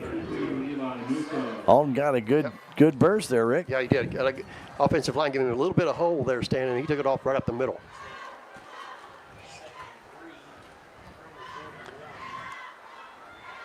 Second down, 3 on the far side of the field at the 41-yard line. Staying in the double wing. This time again, May will try and run up the middle, and that's Brody Ray, excuse me. Yep. And Ray will get back to the line of scrimmage. They'll bring up 3rd and 3. You know, when we talked to Coach Neil Myers, we talked about positive plays. You know, one doesn't sound like much, but if you got a 2nd and 7 or 2nd and 3 and you get a 1 or 2 yards on that 3rd down play, it's huge. Yeah. But if you don't get anything, you're still walked with a 3rd and 3. Yeah. Which is not terrible, but it would be nice to be 3rd and 1. Yeah. The options become much better at 3rd and 1. Tigers in motion. Ragsdale is not going to go anywhere. It looked like he wanted to pitch that ball back and never could. Nope.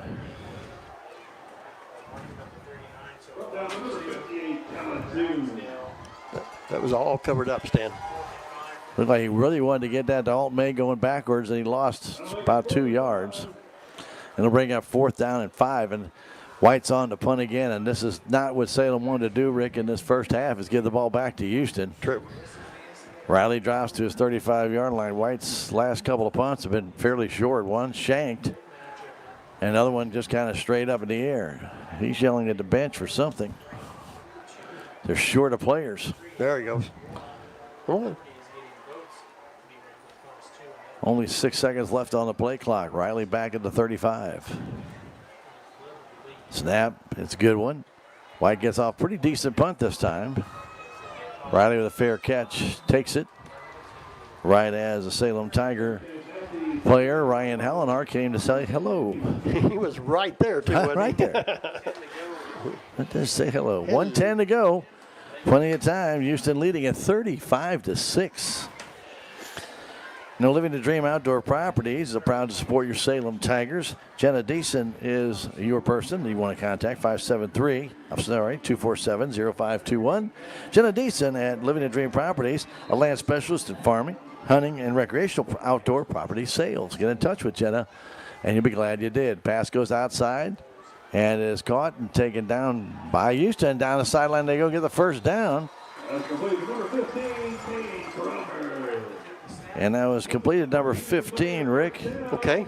Kane Crawford. He had to reach back, get it, and then he broke 3 tackles to get enough for the first down.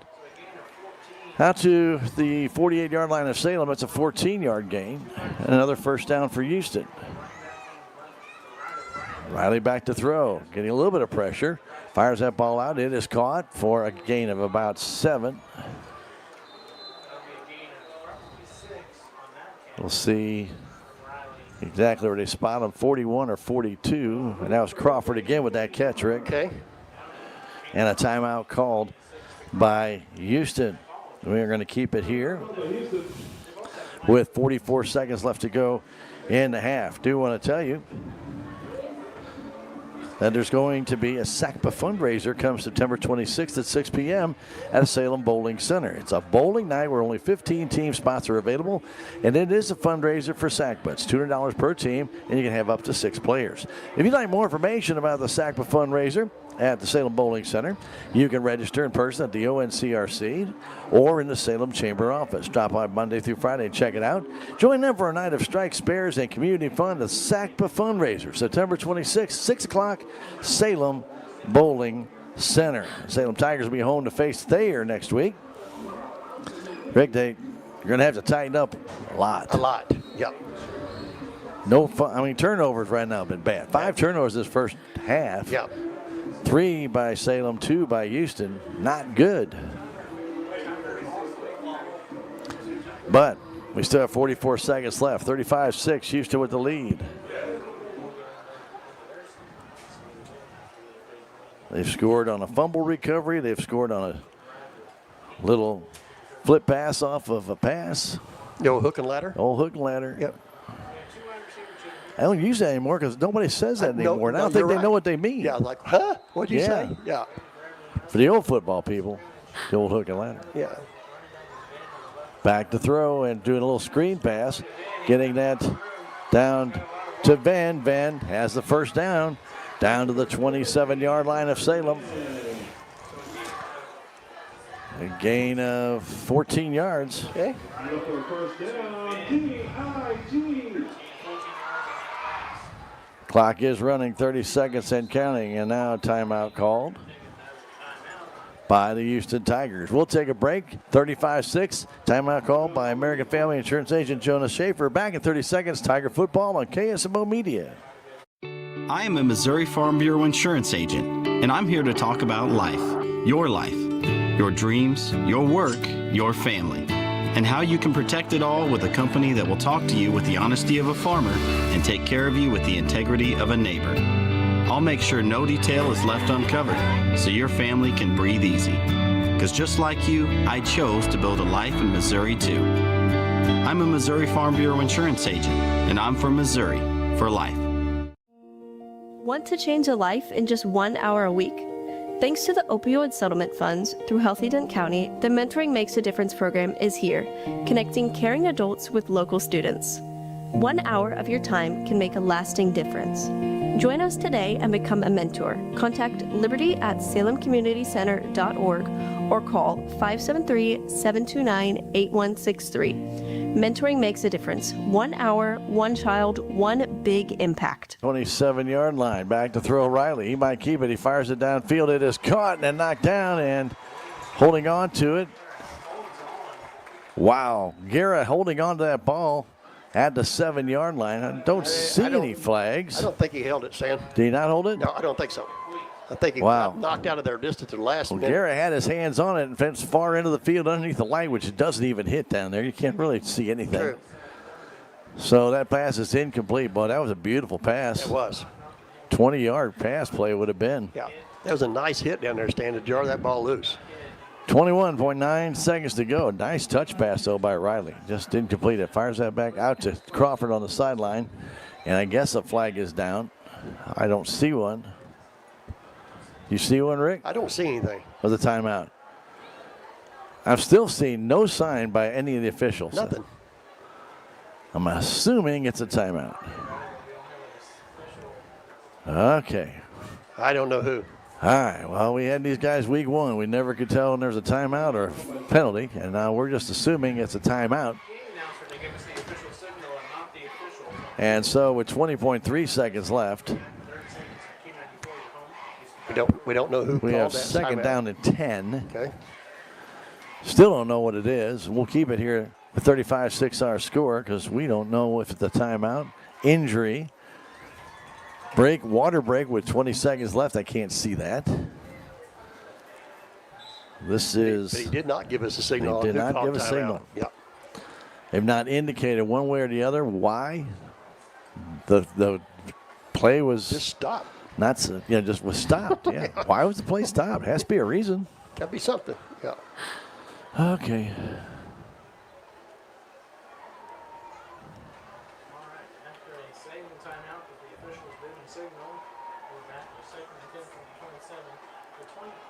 All right. 35-6. Scoreboard shows 2 timeouts left for each team. Rick, we know that that's not right. Well, we never know, Stan. Oh, yeah, maybe. Well, anyway, we'll go with that. Yeah. We have no clue, and I don't think they don't have a clue. It's getting really bad. I'm not sure what the hesitation is here. I'm not even sure what the White Hat's looking at, Rick. I don't either. I don't know what. I'm trying to follow him, and I can't get it. Houston's ready to go. Now the guy who's up at the sideline has to go all the way back to the 5-yard line, so they can't start it until that happens. Now they're going to move something, a marker down. They did have that out of the way.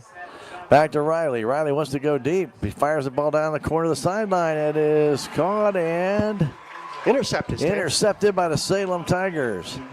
Nice job by Salem to come away with that interception, and that's Max Schlomer. Couldn't tell who came down with the ball, Rick. It looked like Max, but then didn't know if he held on to it. Yeah, they did call it. They call it on a touchback. Yeah. Yeah. So Schlomer with the INT, and that is Rick, the 6th turnover Wow. of this first half. Wow. First half. 35-6, 13.2 seconds left. Could take a knee here, Rick. Okay. But what do you think? I think they're going to try one play, at least one play. We'll see. All right. Looks like Schlomer coming wide to the right side. Tigers will stay in a pretty much their double wing formation. Ray out wide to the left. May is up tight, and now I'm assuming another timeout. Okay. Now they're calling a timeout on Salem.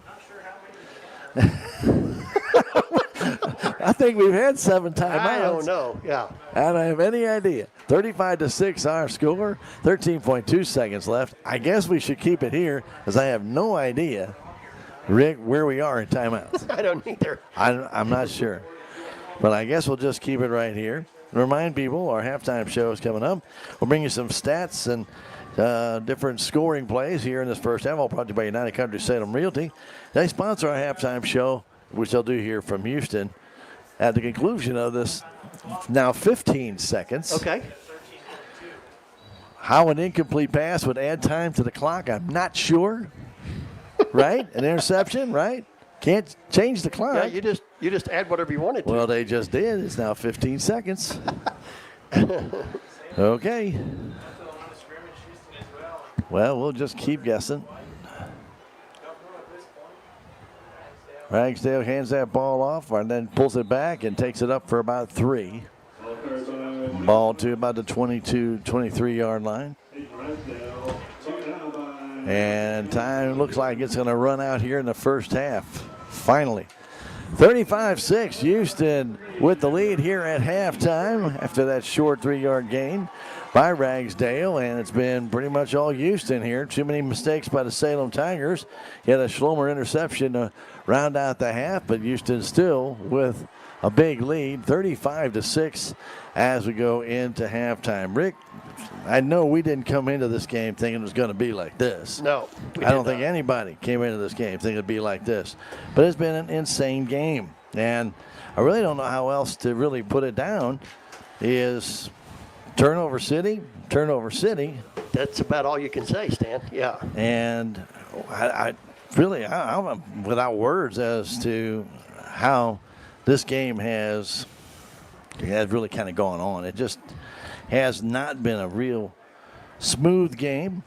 I'll say that. And Rick, besides that, mistakes. After mistakes. Yeah. 3 fumbles for Salem. 2 fumbles for Houston interception. Wow. That's a lot of turnovers. And we still have another half to go. True, that we do.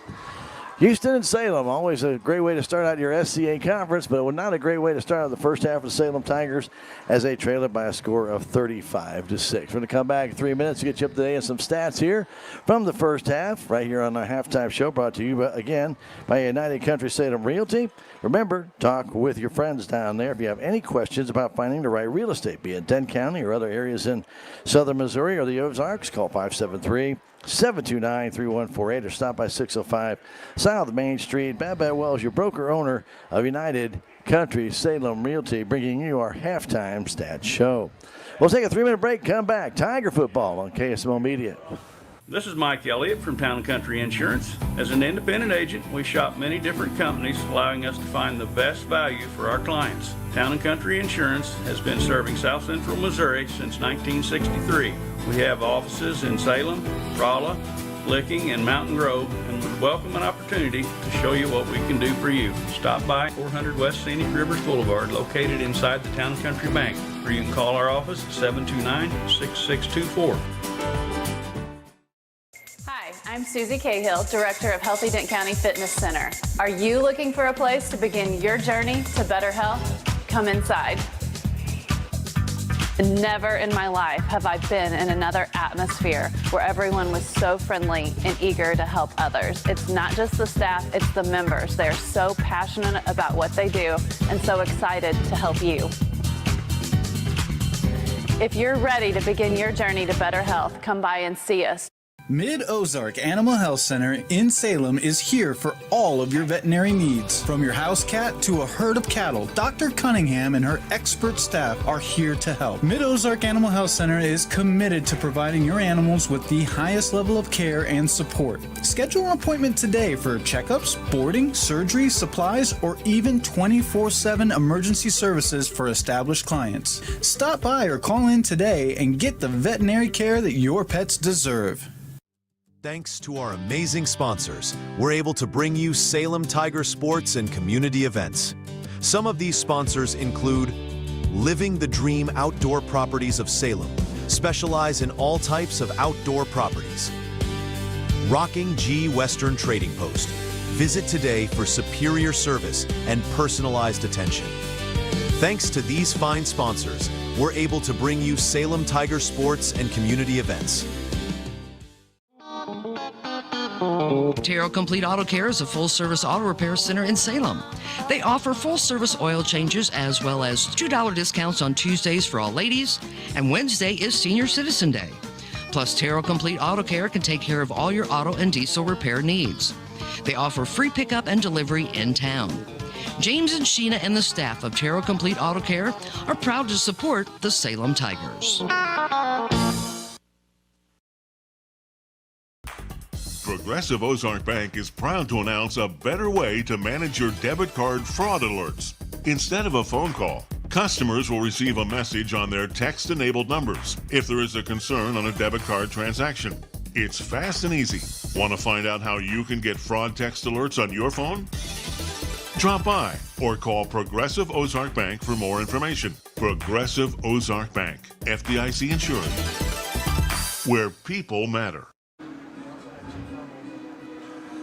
And welcome back to Houston, Missouri. Stan Stevens, Rick Hoyt with you on a homecoming night here at Houston.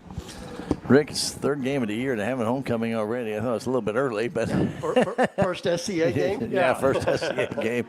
A little bit early, but it is what it is, and so. But unfortunately, it has been mostly Houston tonight.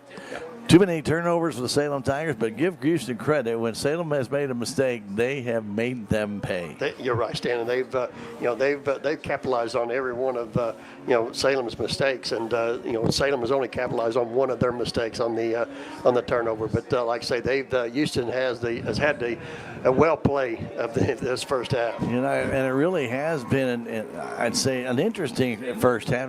Not interesting to Salem fans to see 35 points up on the board. No, that part's not been interesting. But to see I guess, just the fumbles are coming, most of them with nobody there. Yeah, it's not. I mean, they're just not handling the ball cleanly. Yeah. And then when they are hit, of course, obviously the ball's going to come loose. But we've had one on Ragsdale coming out of the huddle when the ball was coming out of the air, and it hit his hand and bounced away. And then we had another one off Silas DuBois. He couldn't kind of handle it on the sidelines, and then he seemed to get injured on that play. I don't know what happened out there, Stan, like I said, but I don't think we've seen him since. Yeah. And we have not seen him since, and so, we've had a couple of those fumbles, and it just is kind of crazy. Silas fumbled a couple of times in this game, and that second one was at the 29-yard line. It didn't take Houston very long to go in the end zone. But as we mentioned, all three Tiger fumbles have resulted in Houston touchdowns. Yeah. And Salem's only touchdown came off one of the three Houston turnovers. Of course, the last one was with 15 seconds left. I was 12 and a half, but 15 after they reviewed the play and had the clock set. Hey, you confused me on that one. Yeah. All right, anyway, yeah. But anyhow, Schlomer's coming with no time left, virtually in the half. So, okay, Salem doesn't capitalize on that one. I get that. But, when you have the opportunity, just like Houston did, those turnovers, you get points off turnovers, they're just daggers. They hurt. And we had, like you say, we had with the good run by Ragsdale. Stan, when we got down here to the 5-yard line and was brought back with a big penalty. Man, that was a big play right there, because that would have put Salem right up there at first and goal from the 5-yard line. Again, a little bit of inconsistent officiating on that one play by Salem where he had to punt in the first possession when they kept the ball and got to fourth down. Yep. Is that the penalty was thrown for obviously we'll call it legal procedure, movement. You can call it whatever you want, false start. Call it whatever you want, Rick. But the play went, and they allowed the play to stand. Houston did exactly the same thing, and that play was called dead. Yeah. Except, get this, they kept the clock on the play they called dead, not moved it back. They left it right where it was. But on the Salem one, they actually added 10 seconds. I don't understand that. I don't get it. Yeah. I'm not a Michigan official here, but I'm pretty much know about football officiating, and that just doesn't happen. No. You're a time guy. You know that doesn't happen. No, it does not. So, I mean, they're just kind of trying to figure out what these officials are really calling. Yeah, got us confused. It really does. Yeah. I mean, I don't know to shake my head, scratch my head, throw my hands up in the air or what. And I know Coach Myers feels the same way. How can you call that play if it's a false start? Yeah, he was trying to get an explanation. You got to pull the play dead. Yeah. And there's 2 flags down. I don't know how you can't call that play dead, but sure. Nonetheless, they did not. They did not. And that ended up costing the Salem Tigers overall. Well, Rick, when we look at some of the stats in this half, it's kind of surprising that with 35 points on the board, that Houston has 6 first downs. 6 on the night and short field. Short field, but some long runs. That's right. And let's first off talk a little bit about some of the stats, though, that you have on the rushing and passing side, Rick. Yeah, we'll start out, like you say, Stan, in this first half. Mr. Riley has 7 carries for 36 yards. Aaron McCarthy, Stan, had 6 carries for 50 yards. Tucker Ben, Stan, had 1 carry for 1 yard. And Caden Guerra, Stan, had 1 carry for 5 yards. So they ended up with 92 yards of rushing in this first half. And that's untypical. No. About right for the first half. Right. Okay. Yeah. And then in the air, Stan, Riley put the ball up 14 times, Stan, and completed 9 passes for 161 yards. So they had a total of 253 yards of offense in this first half. And 5 touchdowns. 5. Of course, one of those was a fumble recovery in return. So that is not included in your offensive stats. Yeah, that's true. So now compare that to what Salem has in the first half. Yeah, let's start out with Mr. Ragdale. He put the ball up there, Stan. He had 1 completion and 1 attempt for 17 yards. Silas DuBois, Stan, had 3 carries for 12 yards. Hayden Ragsdale had 6 carries for 37. Casey Malone had 3 for 7. Alton May, Stan, had 7 carries for 17 yards, and Brody Ray had 3 carries for 5 yards. So Salem ended up with 66 yards rushing in that first half and 17 in the air, which gave them a total of 83 yards in the first half. 83 yards, but they had 3 first downs. 3. And they did get a touchdown on a short field. Yeah, true. All right, well, very good. So, but the Salem Tigers did punt 4 times in that first half. And Houston did not punt 1 time at all. They never had the opportunity to punt. So, I mean, that really kind of tells the story.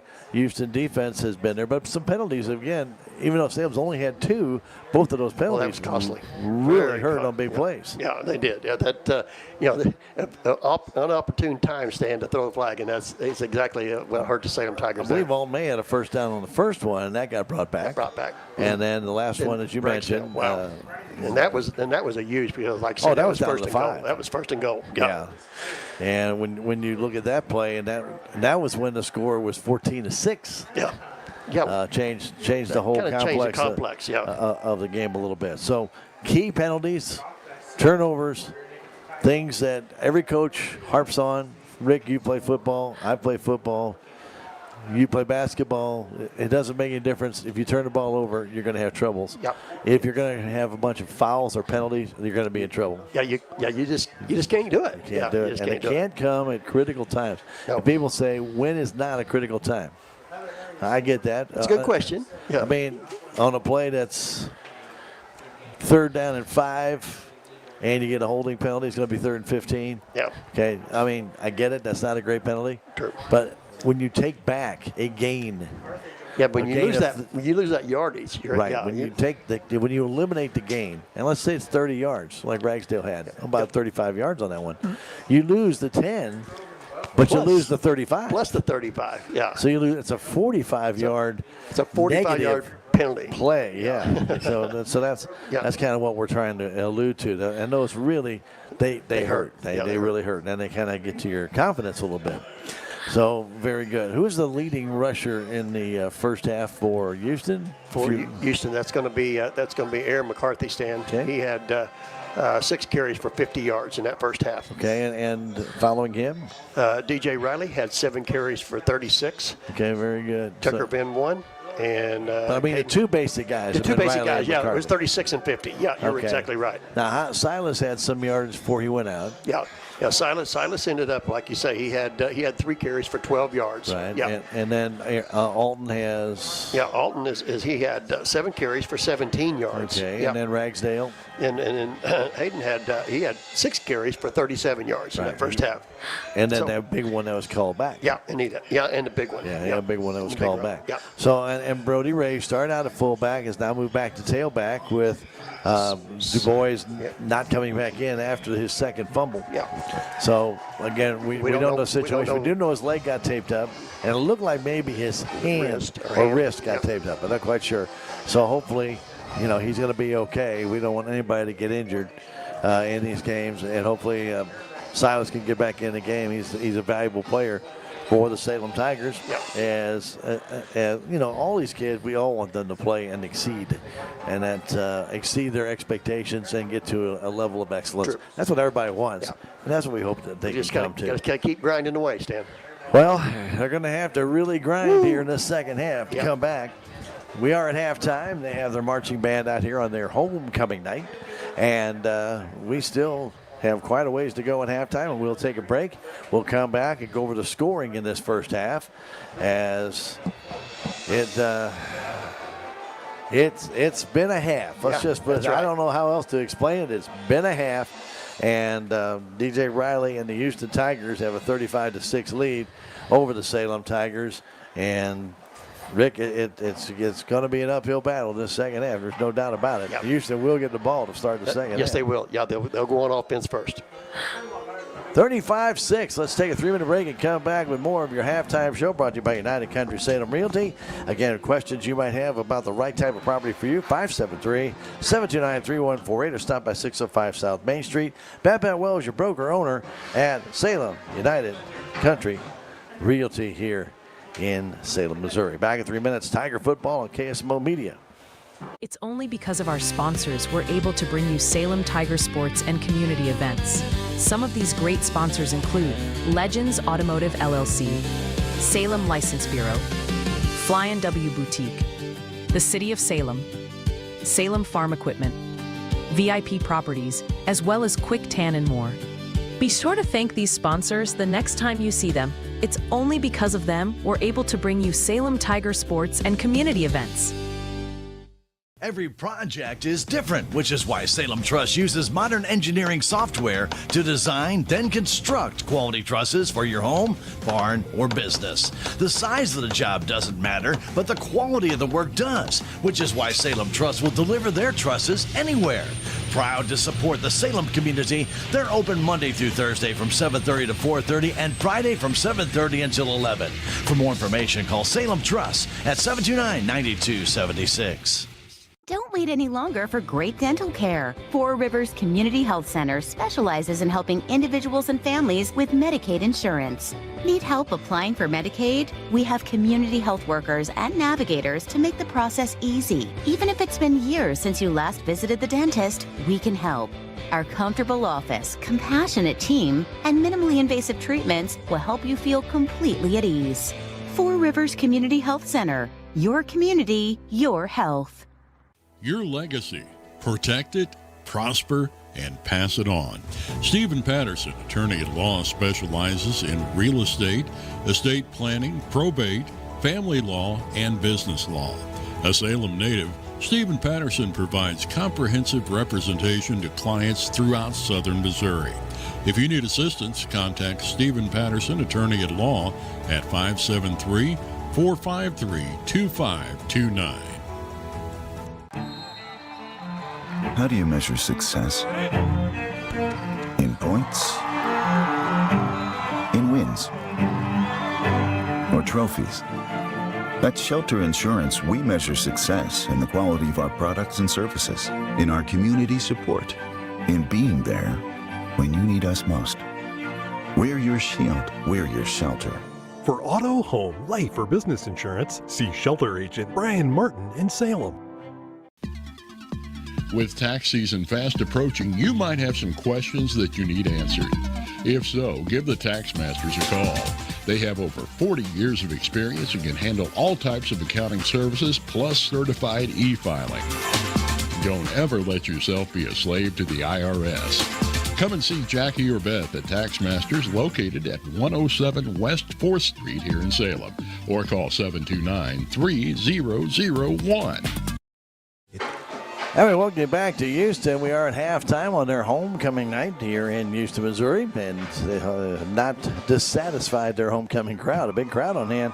35-6, Houston on top. Want to tell you, Quick Tans and More 24-hour tanning service is available to you at 405 North Main Street in Salem. One stand-up tanning bed. Rick, you don't even have to sit down, or you can lay down if you'd like. And there's 6 other tanning beds. 573-453-8024. That's Quick Tan and More. And the Rocket G Western and Trading Post, they handle all of your Western apparel. They got boots, they've got decor, they've got everything. You want to look Western, you want to be Western? Get to Rocket G Western and Trading Post. They're located 3629 North Highway 19, 573-247-5000. Locally owned right here in Salem. It is Rocket G Western and Trading Post. Well, as the scoring indicates, it indicates a interesting game. I mean, that's all I can really say. True. Salem Tigers had to punt on their initial possession. They really couldn't get much going. And when they did, of course, we had the infamous false start. But then Houston got the ball in the very first possession. They fumbled the ball. Yep. Salem Tigers got it back. But unfortunately for the Salem Tigers, they then fumbled the ball at the Salem recovered it at the 39-yard line. And we're still not exactly sure it's a 474-yard fumble return, but we believe so. But then, again, one of those fumbles that falls behind the Salem Tiger fullback and running back. And their young freshman, Ben, picked up the ball, and he went 74 yards for the touchdown. That kid's got a little bit of speed in him, Mr. Ben, and his name is Tucker Venn. Yep. He's just a freshman. And he can pick him up and set him down, I'll tell you that. 74 yards. The point after by Shelton was good. That was at the 6:50 mark of the first quarter, and that made it 7-0. Another Salem Tiger fumble, though, by Du Bois at the 29-yard line. That set up the next Houston touchdown as Riley went in at the 3:29 mark.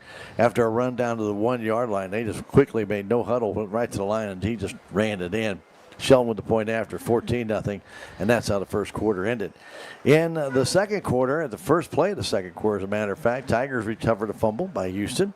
That was at the 29-yard line. Oh, I'm sorry, that was at the 17-yard line. And Ragsdale hit White with a pass. One-play drive, 17 yards. Two-point conversion failed. It was 14-6. Tigers then were able to actually get the ball back again from Houston, but couldn't do anything because of the penalty. Penalty really hurt us.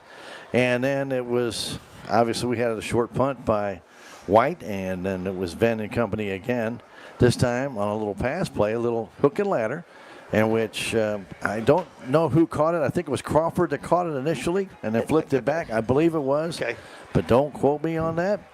Because by the time he's flipping it, I'm trying to follow the runner, and I did not look to see who made the flip, but I believe it was Crawford. He went back to Venn, who's just racing down the sideline. Nobody near him. He took it 66 yards. The entire play took 66 yards, and that was the touchdown.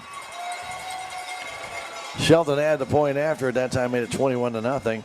And then it was Houston just the rest of the second quarter as the Tigers again had to punt. Good field position, though, again, as another short punt by White. It went off the side of his foot, went out of bounds, and then McCarthy a 36-yard run. And that went in for the touchdown, 28-6 with 6:30 left to go. And then yet another Tiger fumble. Gave them the ball, and Houston went in at 3:25 mark. And that pass to Guerra from Riley, and that was, Rick, right on the money. Right, it was. I mean, it was. Couldn't have thrown it much better than that. No, you couldn't. 36 yards, and that was, I mean, we fumbled around the 40-yard line. So They just, again, not many plays after we fumbled did they take them to score. No, they scored pretty quick. Maybe 4 at most, and I think that was the one from the 29-yard line. But nonetheless, after that touchdown pass by Riley DeGuerra, so he had 2 touchdown passes in that first half, and the point after by Shelton made our 35-6 score. So what will happen next, Rick? I mean, we had 6 first downs for Houston with 35 points. They didn't have to get a lot of them because they took advantage, like we mentioned, 2 or 3 plays after the fumble. They're going to score. Scored. Yep. Salem had 3 first downs, 3 penalties for Houston, 30 yards, 2 penalties for Salem, 20 yards. Turnovers, 2 fumbles by Houston and 1 interception. And Salem Tigers had 3 fumbles in that first half. 35-6 our score. We are at halftime. Both teams are making their way back onto the field. Rick, what do you see in the second half? Yeah, just like I say, Stan, I would look, Salem it's got to come out with some more ball control and try to take some time off the clock, Stan, let that defense kind of rest a little bit and try to get some offense going. Well, it will be interesting to see what adjustments the Tigers make. Obviously, their defense spent a lot of time on the field, even though Houston scored many points. They're on the field quite a bit. A lot, yeah. And it's just one of those things that, as hot as it is, after just a real, very comfortable game last week, it's got to be draining. It just has to be draining. Yeah. And then try and chase some of these guys down. It's really got to be draining. Hard to do. Really. Yeah. I don't know. I really don't know what to expect second half. I'm sure the Tigers are going to come out and work hard, but it's such a big hole to dig out of. Yeah. What do you look for improvement here? Do you look for just the defense to come out and shut them down and I just kind of call that a win? Yeah, I just kind of come, like you say, Stan, come out and just show some consistency, Stan, like you say, and just play some football. Have some, I know, like you say, you're down 35-6, but you got to have some fun in this. Go out here and just give it all you got here for the second half. When we come out for the second half, which will be in 2 minutes, we'll see what the Tigers have in mind. 35-6, Houston on top. Let's take a 2-minute break. It's Tiger football on KSMO Media. It's only because of our sponsors we're able to bring you Salem Tiger sports and community events. Some of these sponsors include Town and Country Bank, one of America's best regional banks in 2025 as ranked by Newsweek. United Country Salem Realty, Hubs Tire Center, On the Spot Auto Glass, Ozark Overhead Door, Looking Glass Salon, and the Technology Junkyard. Thanks to these sponsors, we're able to bring you Salem Tiger sports and community events.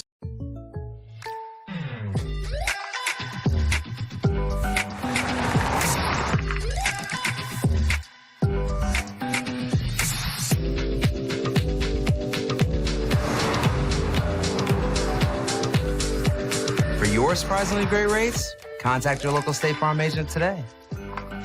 If you want the real deal, call State Farm agent Cameron Irway in Salem today. Like a good neighbor, State Farm is there. Southwest Baptist University campus in Salem provides quality higher education close to home for residents of Dent County and the surrounding areas. The classes at SBU Salem campus are taught in the afternoon and evenings, making a degree attainable for people who are in the workforce or can't afford to go off to get a degree. We offer degrees in nursing, which is an RN Bridge program, elementary education. For more information on the degrees and programs, please contact admissions counselor Chris Welch to schedule an appointment as a prospective or returning student.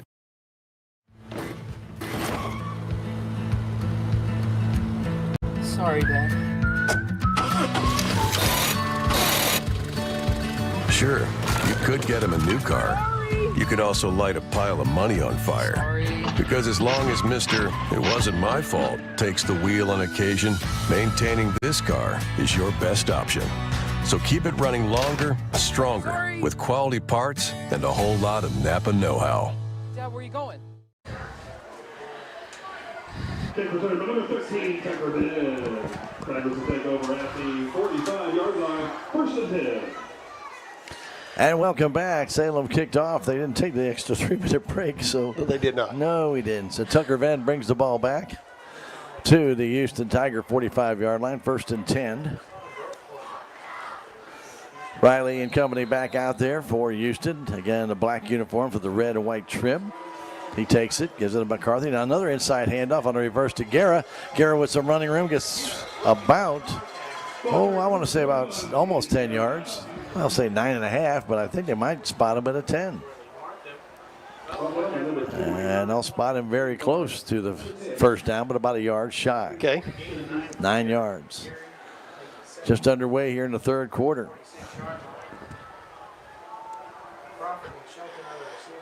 Sheldon, Crawford, near side. They're split out. Still in the huddle with the rest of the team. They still have 15 seconds on the play clock to hustle up. They do so. And the snap back and a little movement. I don't think they got set. I don't think they ever did set. You're right, Stan. I don't think they ever had a chance to set. That snap went directly back to striker Sloan. First time we've mentioned that name. True.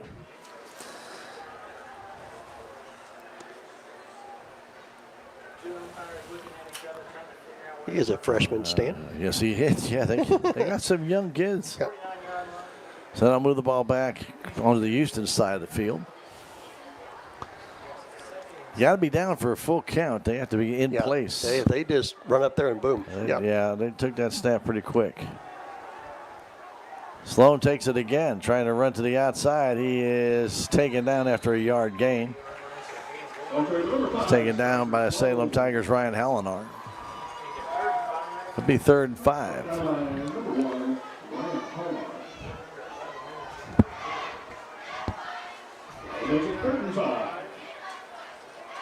Third down and 5. Sloan comes out.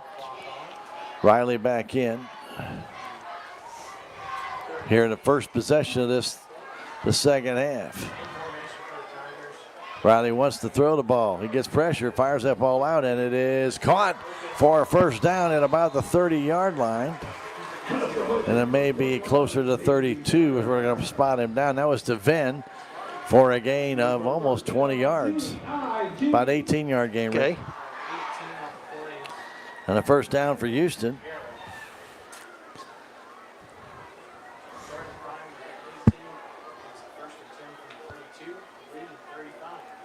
Ball spotted 32-yard line of Salem.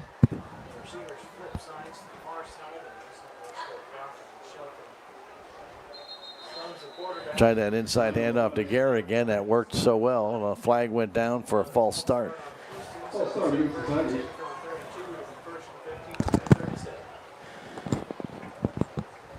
That'll cost them 5.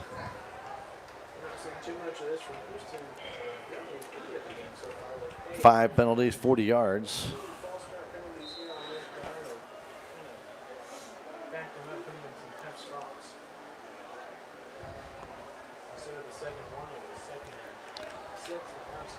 Ten minutes and counting.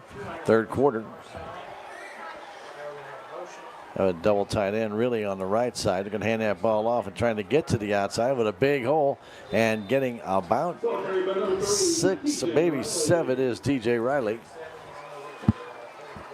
That was Striker. Riley. I think it was Striker, Stan. No, Striker is on the outside. He was the quarterback. He handed it off. Oh, okay. That was Riley. Trust me. Okay.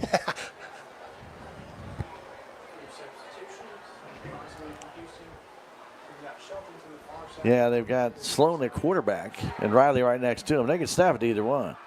Again, they hand it off to Riley. Riley up the middle, and he'll get very close to a first down. I think he's going to be short by about a yard. Okay. Looks like about 7. I'll say 7. Third down and 1. Okay. Yeah. So Riley acting as the tailback right now, as Sloan is their quarterback. Now Riley back at quarterback, takes it for the 1-yard plunge, and he gets that first down. He'll get down to about the 14, 15, or 16. They're actually going to say his progression was stopped at the 18. Okay. So a gain of 4. Okay. But a first down for Houston, their 8th of the game. That's enough for a first down. I don't know. I don't know why they stopped the play, Stan. I have Rick. I don't know why it was stopped. I mean, say his progress was not stopped. You're right. And he wasn't even. He was still moving forward. Yeah, he was. I don't understand that either. Yeah, that's kind of a bad spot. Yeah. That won't make up for all of them. No, true. No, it will not. Riley he's just going to try and do it himself here, man. And Tigers get in the backfield, but they can't bring him down, but they hold him to very little gain. Gain of 2. St. Paul's in the backfield, but couldn't hang on to him, Stan. No, Trenton Ragsdale brought him down, but I mean, he got back there, just couldn't pull him down. So Houston is taking the opening kickoff here, Rick, and they have just stayed on the ground. Stayed on the ground. Yep. They did throw one. Two, well, actually one. Yeah, they threw a pass down the middle. But for the most part, it's been on the ground. Again, they're going to run up here at the last second. Riley flanked by 2 different guys. They're going to hike it directly to McCarthy. McCarthy's still on his feet. He'll get down to the 10-yard line. That was just an old Wildcat play there, Rick. Yep. He's going to bring up 3rd and, they're going to spot him down to the 11. It's a 3rd and about 3. Okay, give him 4 on the play. Yeah. 7:15 and counting, third quarter. 35-6 Houston. They're just grinding it out here on the ground to give Salem no time. Riley takes it. Keeps it, wants to try and turn that corner, and he doesn't get taken down for a loss. Brody Ray read that play. Yeah, he didn't fall for that, Stan. He did not. About a foot loss or so, but not much. But bring up 4th down and almost 4 now. On the far side of the field.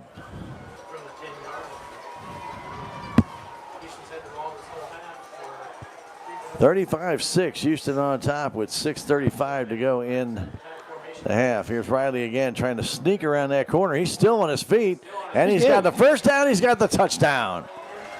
He goes in from 11 yards out. We'll make it 12 yards out, Rick. Okay. And Houston builds a 41-6 lead. 6:28, a 5-minute, 32-second drive. That was a pretty nice, well-designed, well-done drive. They just kept clicking down the field, Stan. Sheldon in for the point after. Snap is back. Kick looks right down the middle, and it is. Good. Sheldon makes it look easy. 42-6.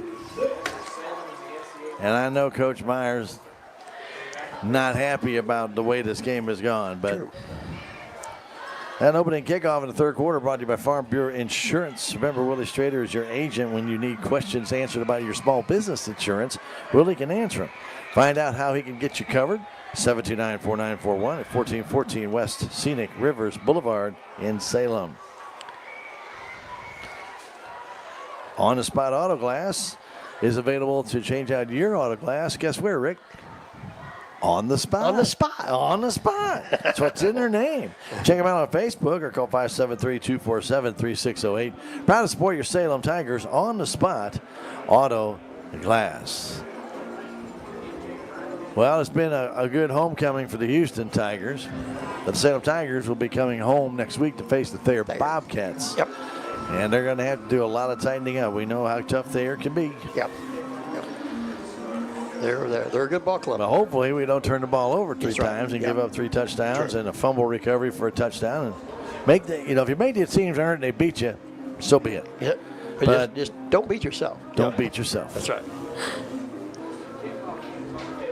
All right, Sheldon will kick off.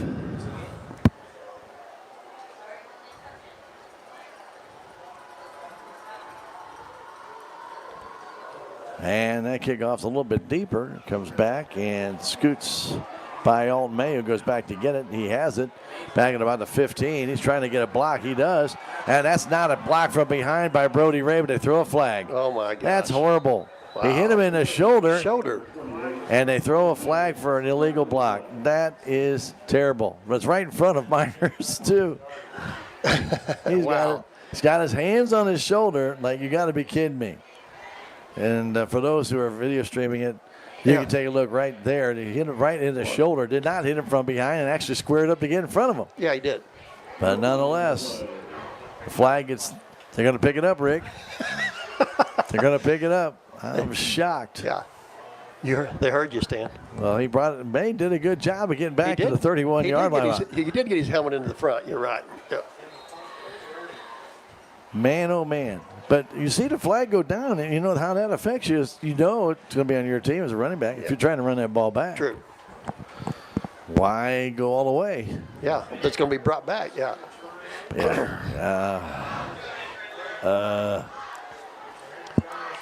Tigers hand that ball off to Ray. Brody Ray on his feet trying to get upfield and does with a nice carry of 7, almost 8 yards. He'll be at the 39-yard line. Going down off that right tackle. Rick got a nice block, got through that hole. Yeah, he did. Nice run. 2nd and 3 from the 40-yard line on the near hash mark. Clock is running with 5:15 to go. That guy has to move that ball every single time. He has to move it. He can't leave it alone. He doesn't touch it. He moves it. Hand off to Malone up the middle. Malone with a big burst. He gets across the 45-yard line. That's a gain of about, one guy has it marked at the 45, the other to 47. Where are you going to put it? At the 46. Why not? Go in between. We'll compromise. Give him 7, Rick. Gotcha. 7 and a first down for the Salem Tigers.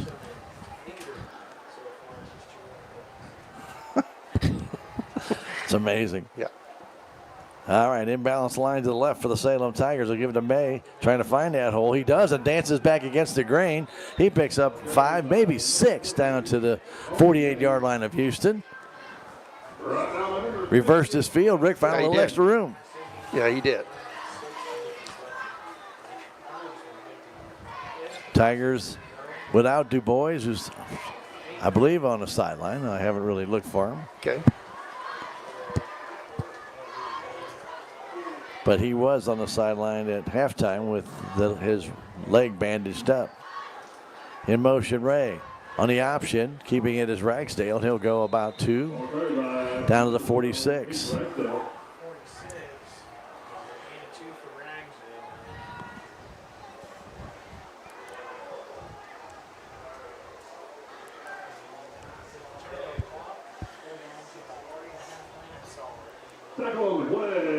So second down, or third down, excuse me, and 2 from the near hash mark. Rick, I don't see Silas on the sideline. Oh, really? Okay. Nope, I do not.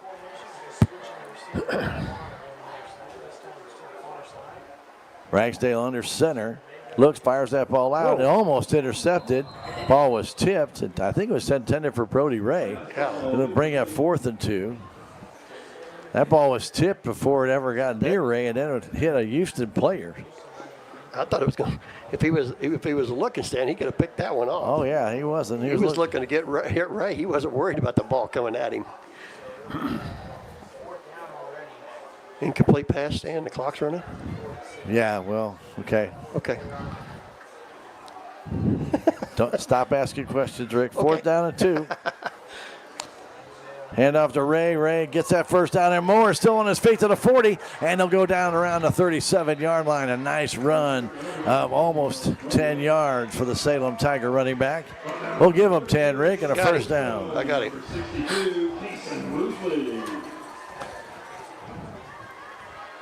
2:15 and counting, third quarter. Yeah, Rick, I don't know if he might be in street clothes, but well, that's true too. We don't know. Yeah. I don't see his number. The number down okay. there. So what we got? I don't have any idea, Rick. They stopped it. Okay. Timeout, Tiger. Which one? I don't have any idea. Timeout, Tigers. 2:06 to go in this first quarter. It's 42-6 Houston. We'll take a 30-second break. Brought to you by Jonas Schaefer and American Family Insurance at the Crossroads Shopping Center. Back in 30 seconds. It's Tiger football on KSMO Media.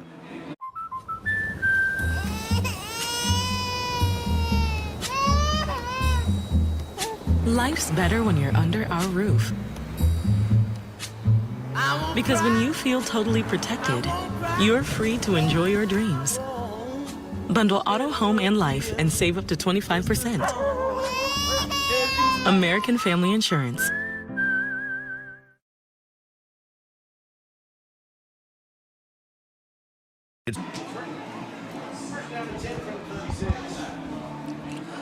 Well, welcome back to Houston. Salem Tigers trying to get that offense going, get something positive going here in Houston. It's been mostly Houston tonight. Hand off to Brody Ray, jumps over one man, still on his feet, gets to the 33-yard line, a gain of about 3. Okay. Having to hurdle that guy slowed him down a step.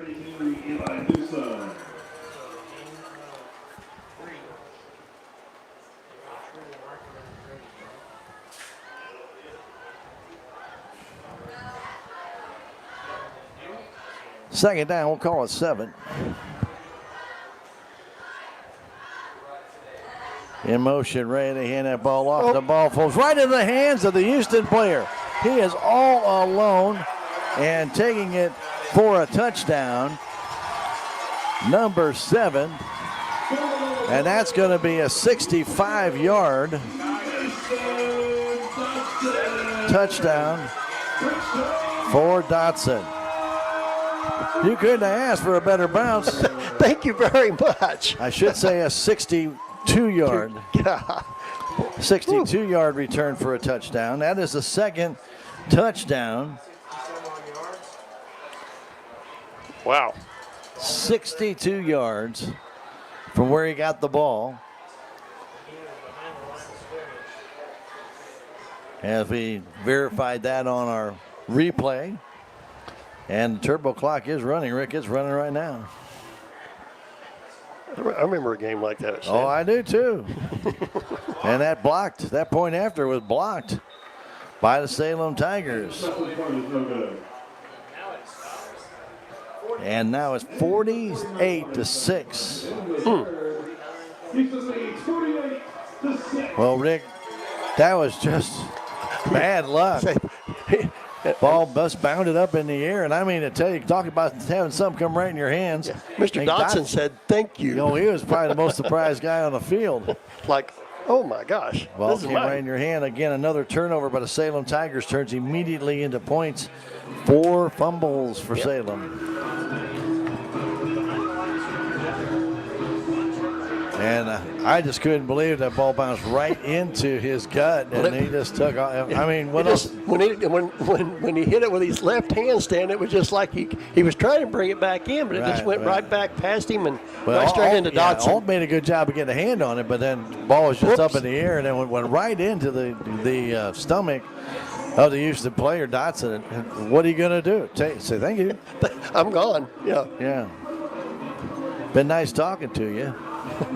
Well, he did stop the clock for the kickoff, Rick. Yeah, they should. Yep.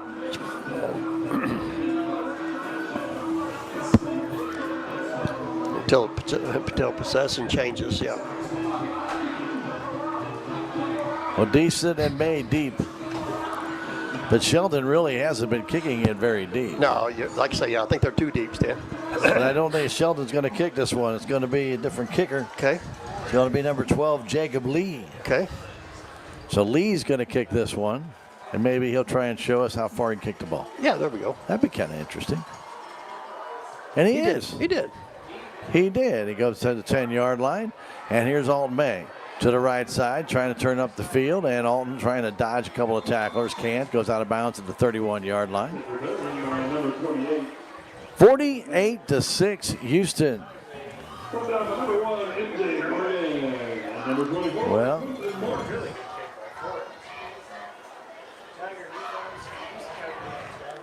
Rick, it just has been one of those nights.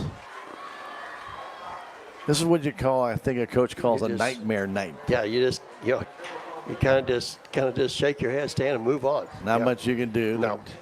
The play clock will run. I mean, the time clock will run out before the play clock does. So Salem not in any big hurry. Let it go. And we have played 3 quarters here at Houston. Our score is 48 for the Houston Tigers, 6 for the Salem Tigers. We'll come back in a minute. Tiger football on KSMO Media.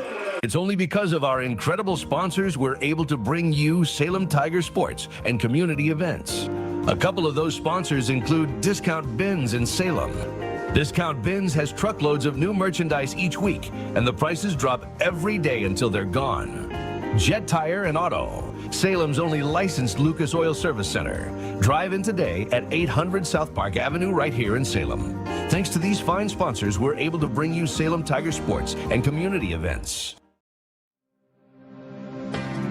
The Bank of Salem was founded in 1883 on the principles of local ownership, a commitment to the people of our community, local decisions, and a conservative approach to banking. As one of the oldest locally owned banks in the Ozarks, we've had the privilege to serve generations of local families. We pride ourselves on dedication to our customers and the people of Dent County, and we take pride in being an important part of it for years to come. The Bank of Salem, member FDIC, equal housing lender. That kickoff start in the fourth quarter brought to you as a courtesy, well, after the touchdown, start the fourth quarter, brought to you by your friends at Farm Bureau Insurance, Willie Strady, your agent. Remember, they're there for all of life's wins. When this happens, when that happens, when you finally get your first home, when you buy your car, when you have your first child. Talk to Willie. He'll make sure you have the right coverage. 573-729-4941, 1414 West Scenic Rivers Boulevard. There we go. Farm Bureau Insurance. All right, 12 minutes left. They've already got the clock running. Why not? We haven't even had a first play yet.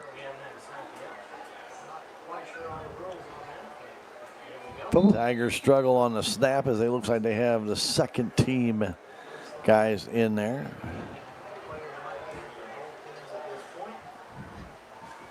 What's that? That was Nick Ferreira taking that snap. So Nick got a snap, and he started to come out, and then he goes back in. Rylan Renault is back with him as well. 48-6 for Houston.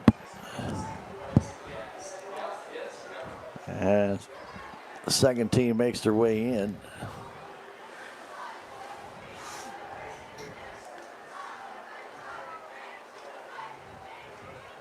Handoff and trying to find a little bit of running room.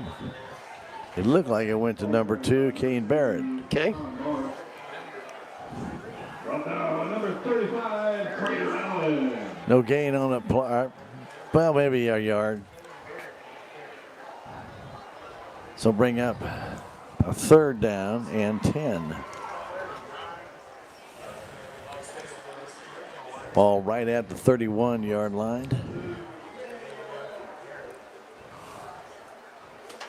Ferreira takes a snap, gives it off, and trying to make a little bit of running room, and flying up the left side for the Salem Tigers was Leo Hood. And he'll gain about 6, but it'll bring up a fourth down from the 37-yard line, and Salem will have to punt. It was a nice run there, Stan. It was a good little run. Yep. Tigers trying to give the varsity squad a little break. They've just not had things go their way tonight. White in for the punt. Don't know. Nobody's back for Houston. Not really back.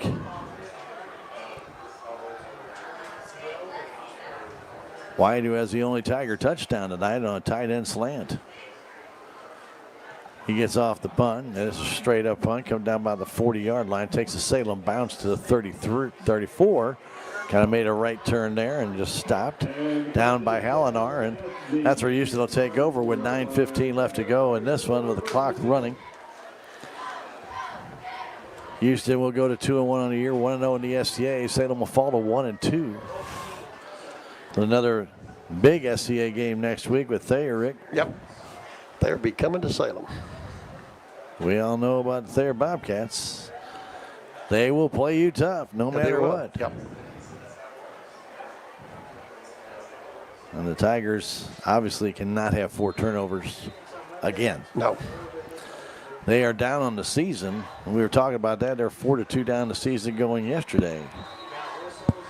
Now we have a timeout called by Coach Myers with 8:39 to go. 48-6. That timeout brought to you by Jonas Schaefer of American Family Insurance in the Crossroads Shopping Center. Let's take a 30-second break and come back. It's Tiger football on KSMO Media. Save on everyday items with digital coupons at Town & Country Supermarkets. It's easy. Download the Town & Country Markets app and browse through a variety of digital coupons available. Then clip them to your account. You can also clip digital coupons online at tcmarkets.com. Shop in the store for your favorite items, then tell us your phone number at checkout, and the digital coupons will be deducted from your purchase automatically. Scan this QR code to learn more and start saving more today. Welcome back to Houston. 48-6. Mountain Grove beat Ava 48-7. Ouch. So it's not the only blowout tonight. Yeah, true.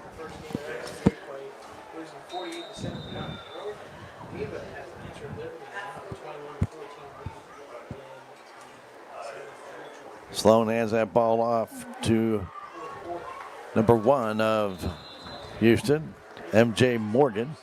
Going to have a lot of names we ain't heard all night. How much you going to give him, Stan? 8. 8? Okay. 8. Got it. Second down and 2.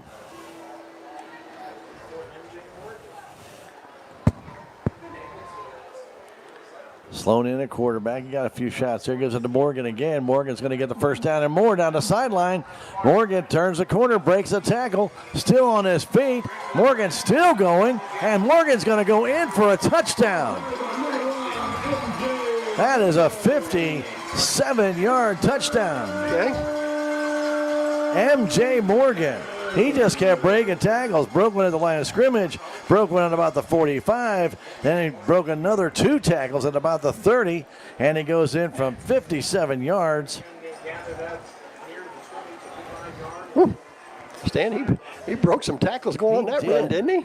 Wow. He did at the 7:42 mark. Whew. And Shelton in. I think it's Shelton in. Might be Lee. It's Shelton back in. Lee to hold. Snap is back. The kick is up. And this one is no good. 2 misses in a row. Stop the presses. 54-6. And Rick, that was a heck of a run by MJ Morgan, but a lot of missed tackles. A lot of missed tackles by the Salem Tigers. Yeah, and really all you had to do, Stan, on that sideline, just push him out. Yeah. He cut back against the grain to get away from the sideline, but then right into the grips of 2 Salem should-be tacklers, and they didn't make the play. True. So not making plays tonight, be it a fumble or whatever, penalties and not very good tackling. True.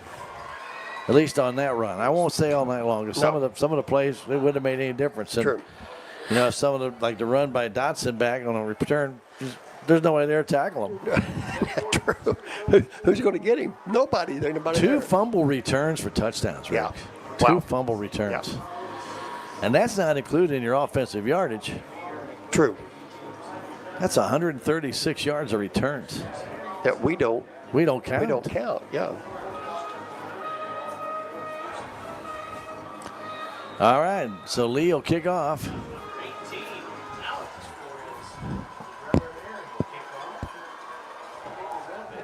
And the kickoff comes down to the 18-yard line. Tigers bring it back, trying to get to the outside and coming back to the 32-yard line. Returning that ball for the Salem Tigers is Alton May. And there's a flag down.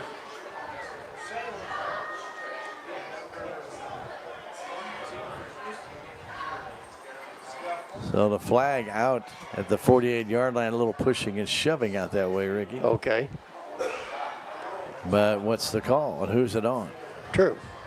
Well, we're going to have to talk to everybody, and we're going to put the ball back at the 33-yard line, and I still don't know what they're going to call. They haven't picked up the flag. They haven't given a signal. Now they are. It's against Houston. Offsetting. Okay. And a penalty against Salem. I only see one flag down. I think he called offsetting, I think, on personal foul stand on both teams. Yeah. I get it, but there's only one flag down. Yeah. You can't throw one flag and have offsetting fouls. Has to be two officials with penalty. Coach Myers wants to know, how can you call two fouls on one flag? You can't. Oh, well. Don't look for answers, Coach. You're not going to get them.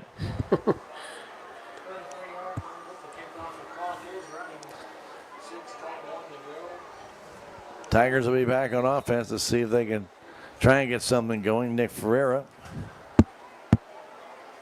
at quarterback, hands that ball off and trying to get a little bit of yardage to the Salem Tigers. And getting a nice gain of 9 yards, number 19. Flag on the play. But a flag is down. That was kind of at the end of the play, Stan. Personal foul, face mask against Houston. Well, Rick? Stan, I don't have a 19. I don't either. Okay. I'm just going to say Houdini. I don't either, and I have a master schedule, and there's no 19 on it. Okay. So we're going to go with a, what? And we're going to go 11 yard? We're going to, yeah, it's going to, no, it was 9 yards. 9 yard gain. Okay.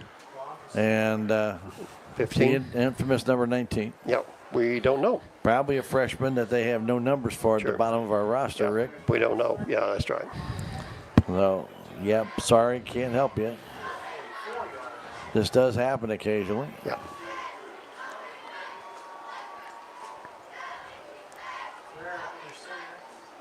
Fair an inbounds line to left. Gives that ball off, and again, 19 gets a couple yards. Okay. About 3. Okay.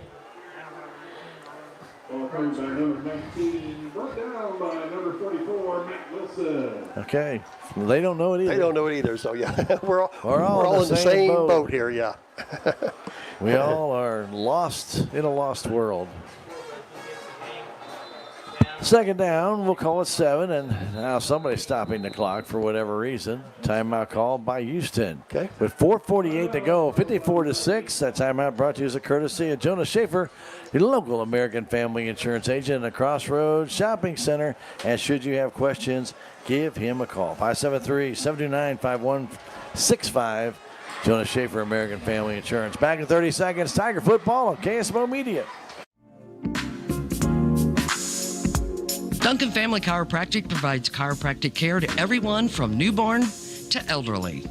Dr. Duncan treats wellness, sports injuries, chronic ear infections, pregnancy, and more. Ask Dr. Duncan about your full line of supplements, including Juice Plus and standard processed supplements, as well as pain relief, BioFreeze products.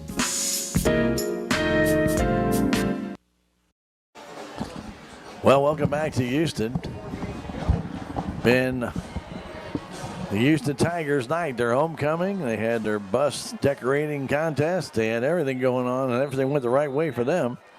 Tigers looking for some answers here. Just kind of really running this game out with the second team right now with Ferreira hanging that ball off and trying to find some running room. Gets to the outside for the Salem Tigers. Turns that corner and is going to score for Salem. That, for Salem Tigers, is number 6, Ryan Renault. Wow. Nice run, Stan.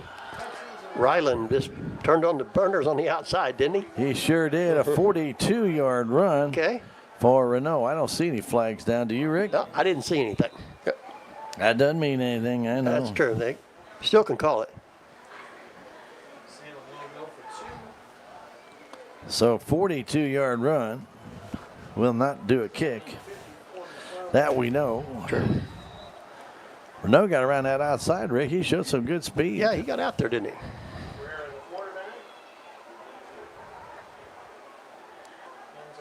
Farrah keeps it himself. He is pounded back toward the goal line, but he failed. 2-point conversion. Looked like he wanted to run the option, Rick, but he had Houston Tigers behind him. That's not going to work out. And so Salem has made 1 2-point conversion so far this year. And they trail Houston here with 4:20 to go, 54-12. Well, nice to see a score by the Salem Tigers second team. Yep. Nice to have something positive, hopefully, to finish out this game on. The Tiger offense did a good job. Unfortunately, a run by M.J. Morgan kind of dampened that. True. With some missed tackles, but good to see the Tigers respond. They respond. Come back and put one on the board themselves. Yeah, you bet. So 4:20 remaining. It will be a running clock again once it's kicked off. Kickoff brought to you by Farm Bureau Insurance Agent Willie Strader, located in the Salem at 1414 West Scenic Ridge Boulevard. 573-729-4941. Give Willie a call for all of your insurance needs, your home, your life. Looking for car insurance, business insurance, umbrella, farm insurance. Now we're going off the field again. And this might be a hydration break, as warm as it is out there. I'd say that's what it is. It is a bit of a taxing night for these youngsters.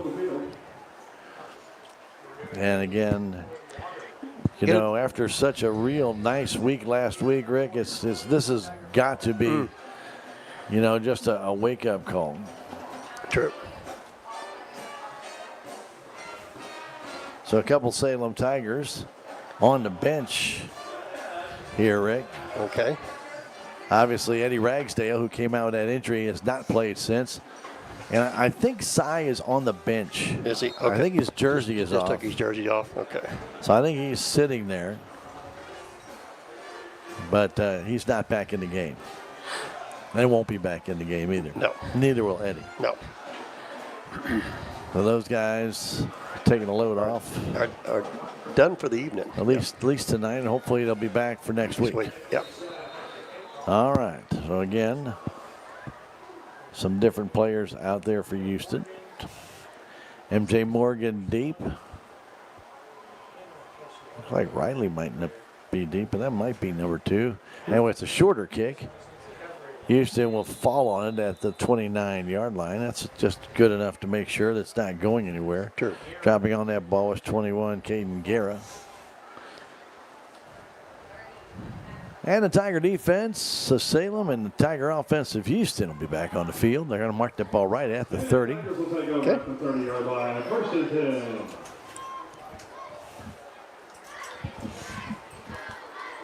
(54-12). Who'd have thunk, Rick? Not me. Who'd have thunk? I thought it was going to be a pretty close game, but just way too many turnovers that turned into touchdowns. Way too many. 28 points. Sloan waits for the snap, gives it to Morgan. Morgan hit behind the line, breaks another tackle. The kid must have just Vaseline all over him. And he doesn't get anywhere this time. He loses 2 yards. There's about 6 Salem Tigers fall on him. Everybody hit him, didn't they? Well, I think the couple of defensive backs didn't quite get there. They didn't get there yet? Yeah, they haven't gotten there yet. It looked like everybody. He Everybody bounced off else. everybody else. Yeah. Well, the kid was slippery enough to run all those yards for a touchdown his last carries. Went 57 yards. This time, they weren't going to let that happen. No. Man, he broke a tackle again. Houston not in a big hurry. The play clock is at 25 seconds. We're at 2:53 and counting. As the robo clock is in full gear. Houston stands back and then they all run to the line of scrimmage. Sloan gives it to Morgan again. That play to the outside. He doesn't turn the corner, but he does gain about 8. Depends on the spot. I'll give him 7 yards, Ricky. Okay. Trying to go off the left tackle. Last time he went wide and went all the way down the field. This time he cut back inside the defensive end. A Salem Tiger player Kane Barrett out there had come up and maybe forced him inside. 2 minutes left to go in this ball game. Again, they always wait till it gets down to about, 5 seconds, 7 seconds, something like that, and they run up there. Again, Morgan gets that handoff. Can get to the outside, Rick. He turns that corner, and Barrett gets around him and knocks him down, and he stays in bounds. He gets the first down. He gets across the 40-yard line to the 41, and that's a gain of about 5. Okay. First down, TIG. And Ricky, 10 first downs for Houston this game. Wow. 54 points. Woo, woo. That's a lots of points. Yeah, true.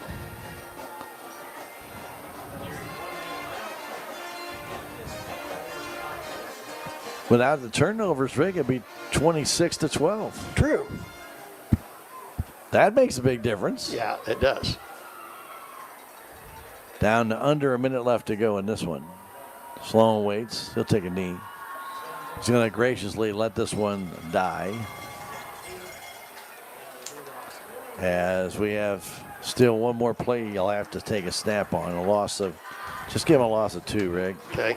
And that was for Mr. Sloan? That was for Sloan. Okay. Yeah. And he'll do another one real quick here so they can end it. Yep, there they go. Another loss of 2, Rick, and then this one's going to be over. Salem Tigers will lose it by a score of 54-12 to the Houston Tigers on their homecoming night. And it was a night of mistakes for the Salem Tigers.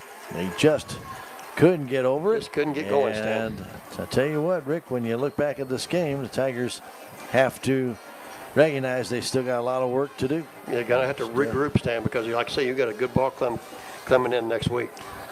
54-12. Salem Tigers fall to 1-2. As we mentioned, Houston goes to 2-1. Houston 1-0 in the SCA, as we'll have Thayer coming to town next week. I think Mountain View come. They go to Mountain View. Yeah, I think so. Go to Mountain View. Yep. That'll be an interesting game there as well. It was all Houston tonight, 54-12 over Salem Tigers. We're going to take a 3-minute break, come back, and give you some stats from this one. It's Salem Tiger football on KSMO Media. If you have the audacity to believe a financial advisor should talk with you, not at you. If you believe access to your financial advisor should be a right, not a privilege. Join the nearly 7 million investors who think like you do. FaceTime and Think Time make a difference. Join us. Join us. At Edward Jones, it's how we make sense of investing. Call Joe Brand in Salem at 729-3831. I am a Missouri Farm Bureau insurance agent, and I'm here to talk about life, your dreams, your work, your family, and how you can protect it all with a company that will talk to you with the honesty of a farmer and take care of you with the integrity of a neighbor. I'll make sure no detail is left uncovered so your family can breathe easy. Because just like you, I chose to build a life in Missouri too. I'm a Missouri Farm Bureau insurance agent, and I'm from Missouri for life. Want to change a life in just 1 hour a week? Thanks to the opioid settlement funds through Healthy Dent County, the Mentoring Makes a Difference program is here, connecting caring adults with local students. 1 hour of your time can make a lasting difference. Join us today and become a mentor. Contact liberty@salemcommunitycenter.org or call 573-729-8163. Mentoring makes a difference. 1 hour, one child, one big impact. This is Mike Elliott from Town & Country Insurance. As an independent agent, we shop many different companies, allowing us to find the best value for our clients. Town & Country Insurance has been serving South Central Missouri since 1963. We have offices in Salem, Rolla, Licking, and Mountain Grove, and would welcome an opportunity to show you what we can do for you. Stop by 400 West Scenic Rivers Boulevard, located inside the Town & Country Bank, or you can call our office at 729-6624. I'm Susie Cahill, Director of Healthy Dent County Fitness Center. Are you looking for a place to begin your journey to better health? Come inside. Never in my life have I been in another atmosphere where everyone was so friendly and eager to help others. It's not just the staff, it's the members. They are so passionate about what they do and so excited to help you. If you're ready to begin your journey to better health, come by and see us. Mid-Ozark Animal Health Center in Salem is here for all of your veterinary needs. From your house cat to a herd of cattle, Dr. Cunningham and her expert staff are here to help. Mid-Ozark Animal Health Center is committed to providing your animals with the highest level of care and support. Schedule an appointment today for checkups, boarding, surgery, supplies, or even 24/7 emergency services for established clients. Stop by or call in today and get the veterinary care that your pets deserve. Well, we welcome you back to Houston, Missouri, as they had Dean Martin on, going back to Houston. And they cut it off. I have no idea. It's their homecoming, and they cut that song off. It's kind of their post-game song here at Houston. And we always like good old Dino. It's always interesting to hear that. So that was interesting. Yeah, very good. So anyway, Salem Tigers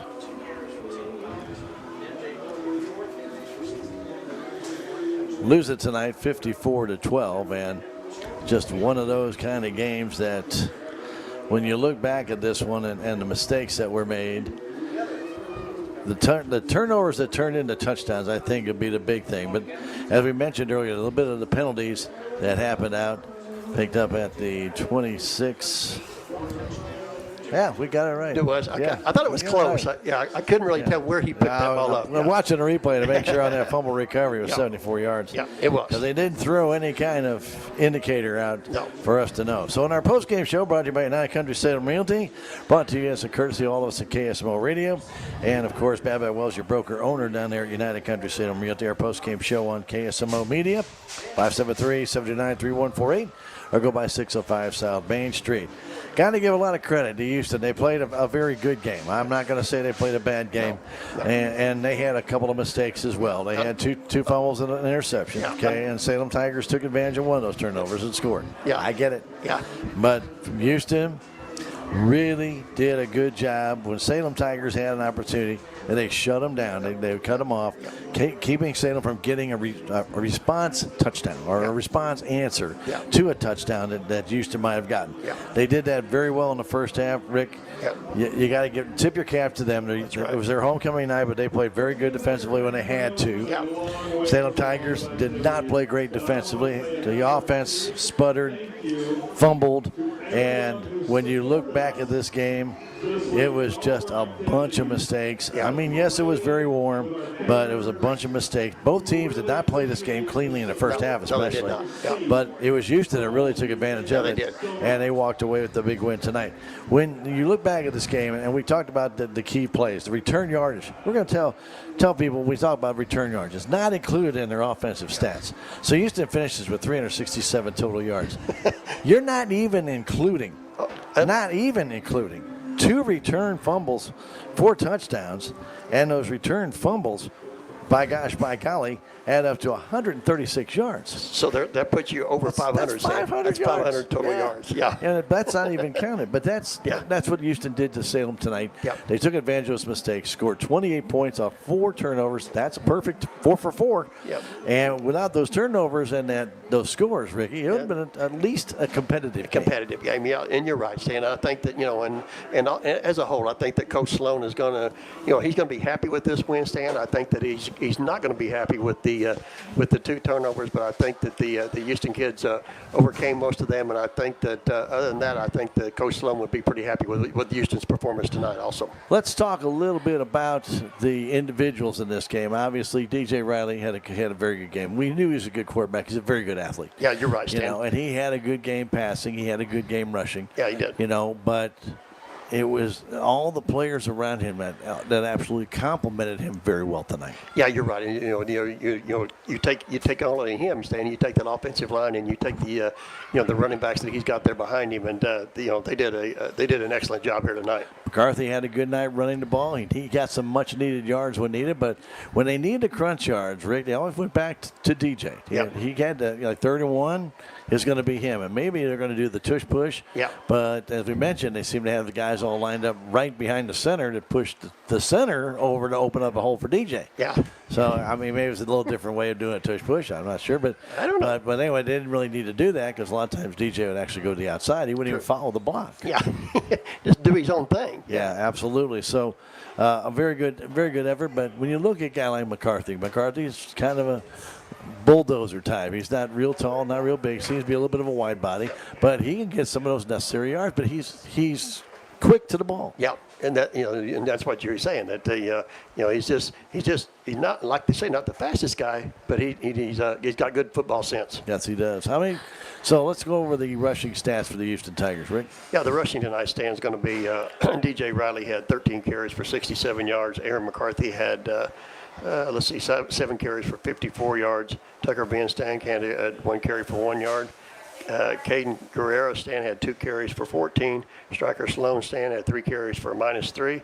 And MJ Morgan Stan was the big night of the night. He was a big carrier. He had 5 carries for 75 yards on the night. So they ended up with 188 yards of rushing. That young man had a very impressive touchdown run, breaking tackle after tackle, and you can say missed tackles on the Salem Tiger part. But give that young man credit. Yeah. He didn't slow down, and he cut back away from the sideline, so Salem couldn't push him out, and then he was able to go through 2 would-be tacklers at the end of the end zone. Yeah, say I'm not going down, guys. I want to score. I want to score. I want to score. I want to rock. Yeah, that's right. Yeah. And you're right, Stan. And DJ Riley Stan put the ball up. It was like 15 times, Stan. He completed 10 of those passes for 179 yards on the night. So and 2 touchdowns. And 2 touchdowns. And 1 interception. Yeah. Yeah. So he ended up with they ended up with 367 total yards. That's what we had, for the Houston Tigers Not tonight. including the return yards. That's right. Yeah. Okay, very good.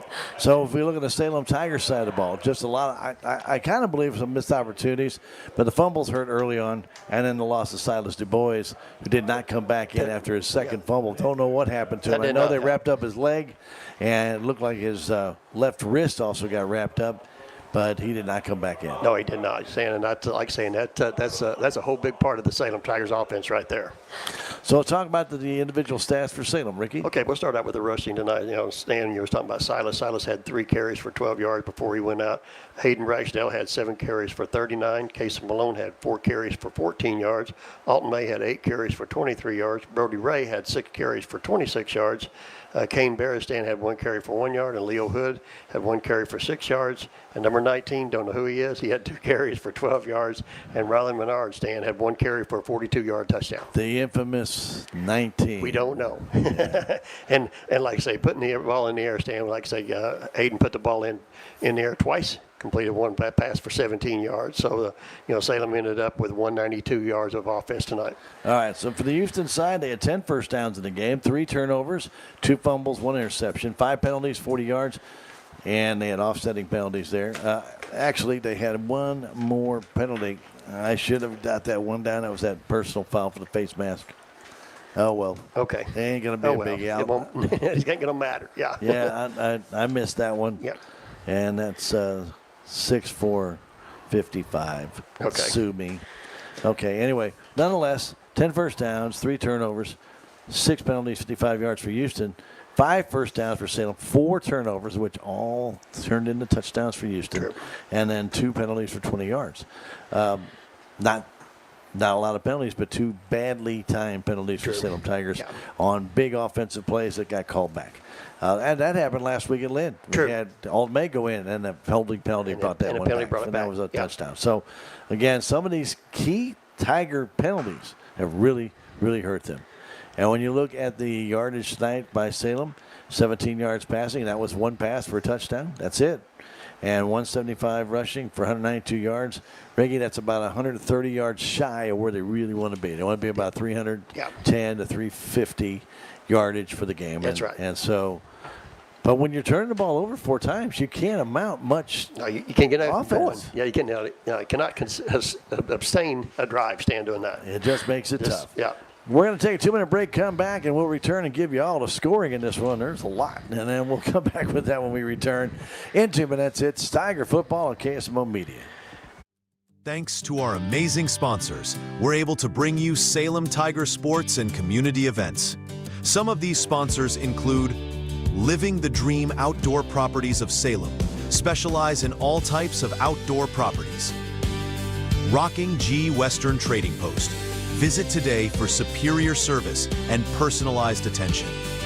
Thanks to these fine sponsors, we're able to bring you Salem Tiger sports and community events.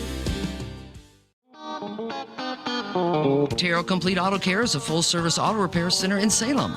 They offer full-service oil changes as well as $2 discounts on Tuesdays for all ladies, and Wednesday is Senior Citizen Day.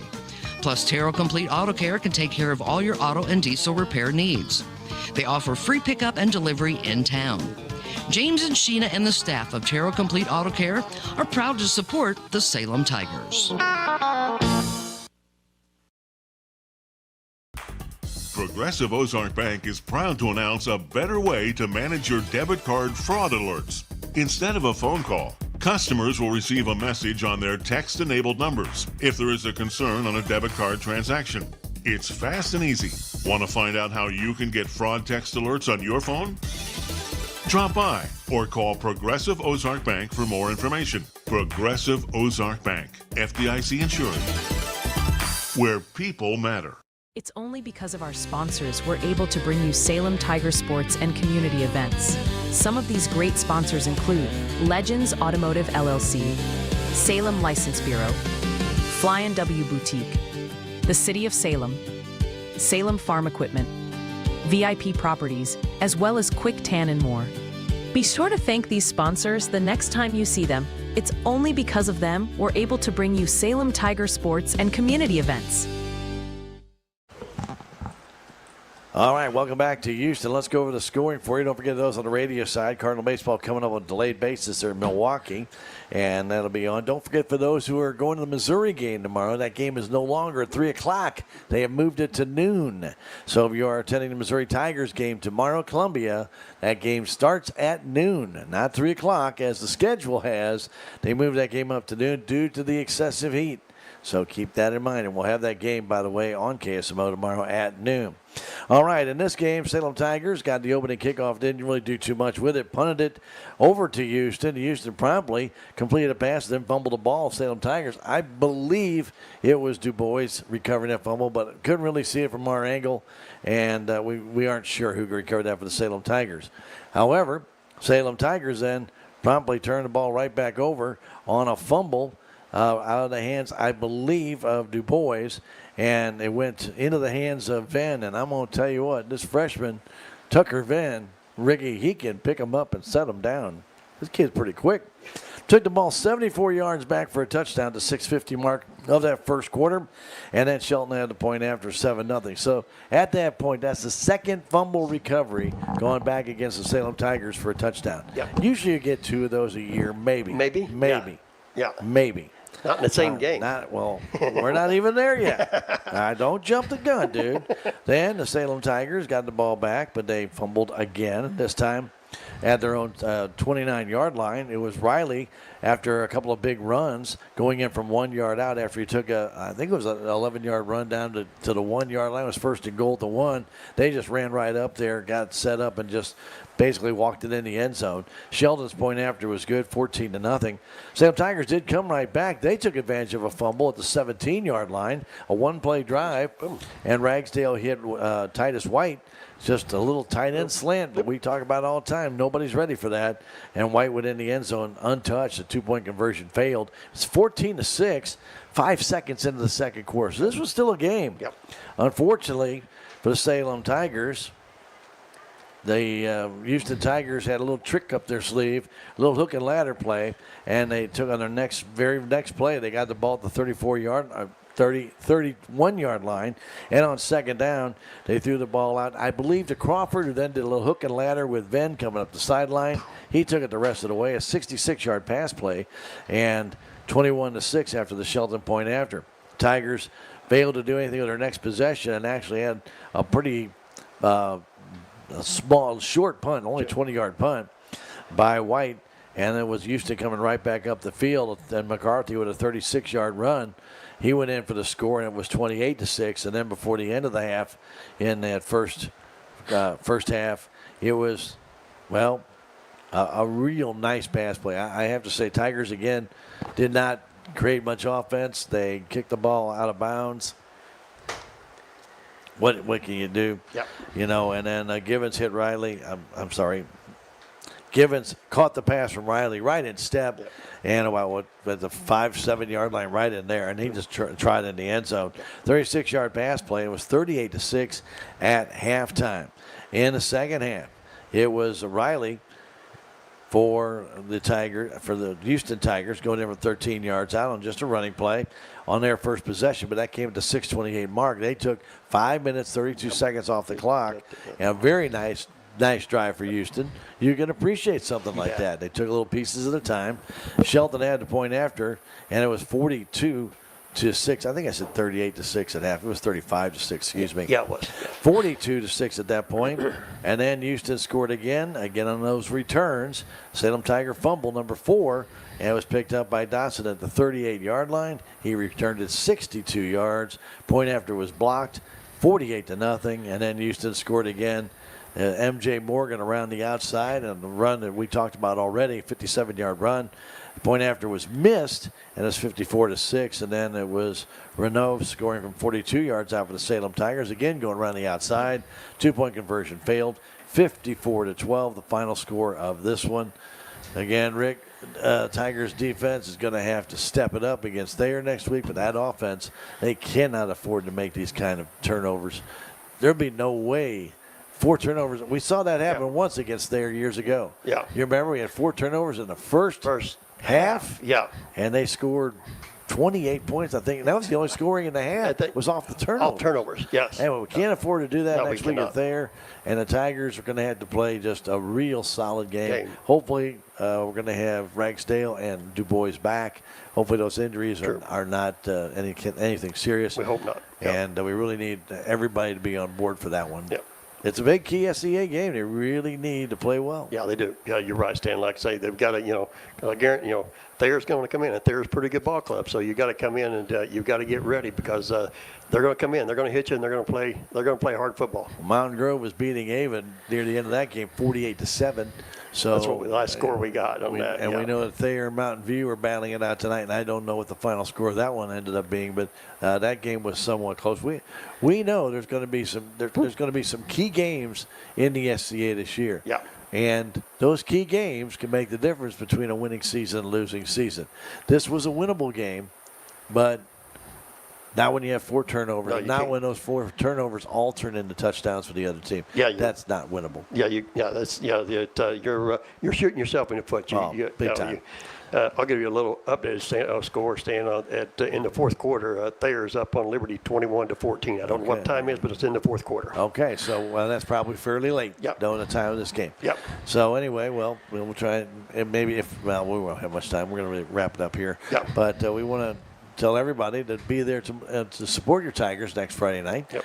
And that will be against the Thayer Bobcats at Salem High School football field, Bill Schuchart Stadium. We hope to see you there. In the meantime, that's going to do it for us here from Houston.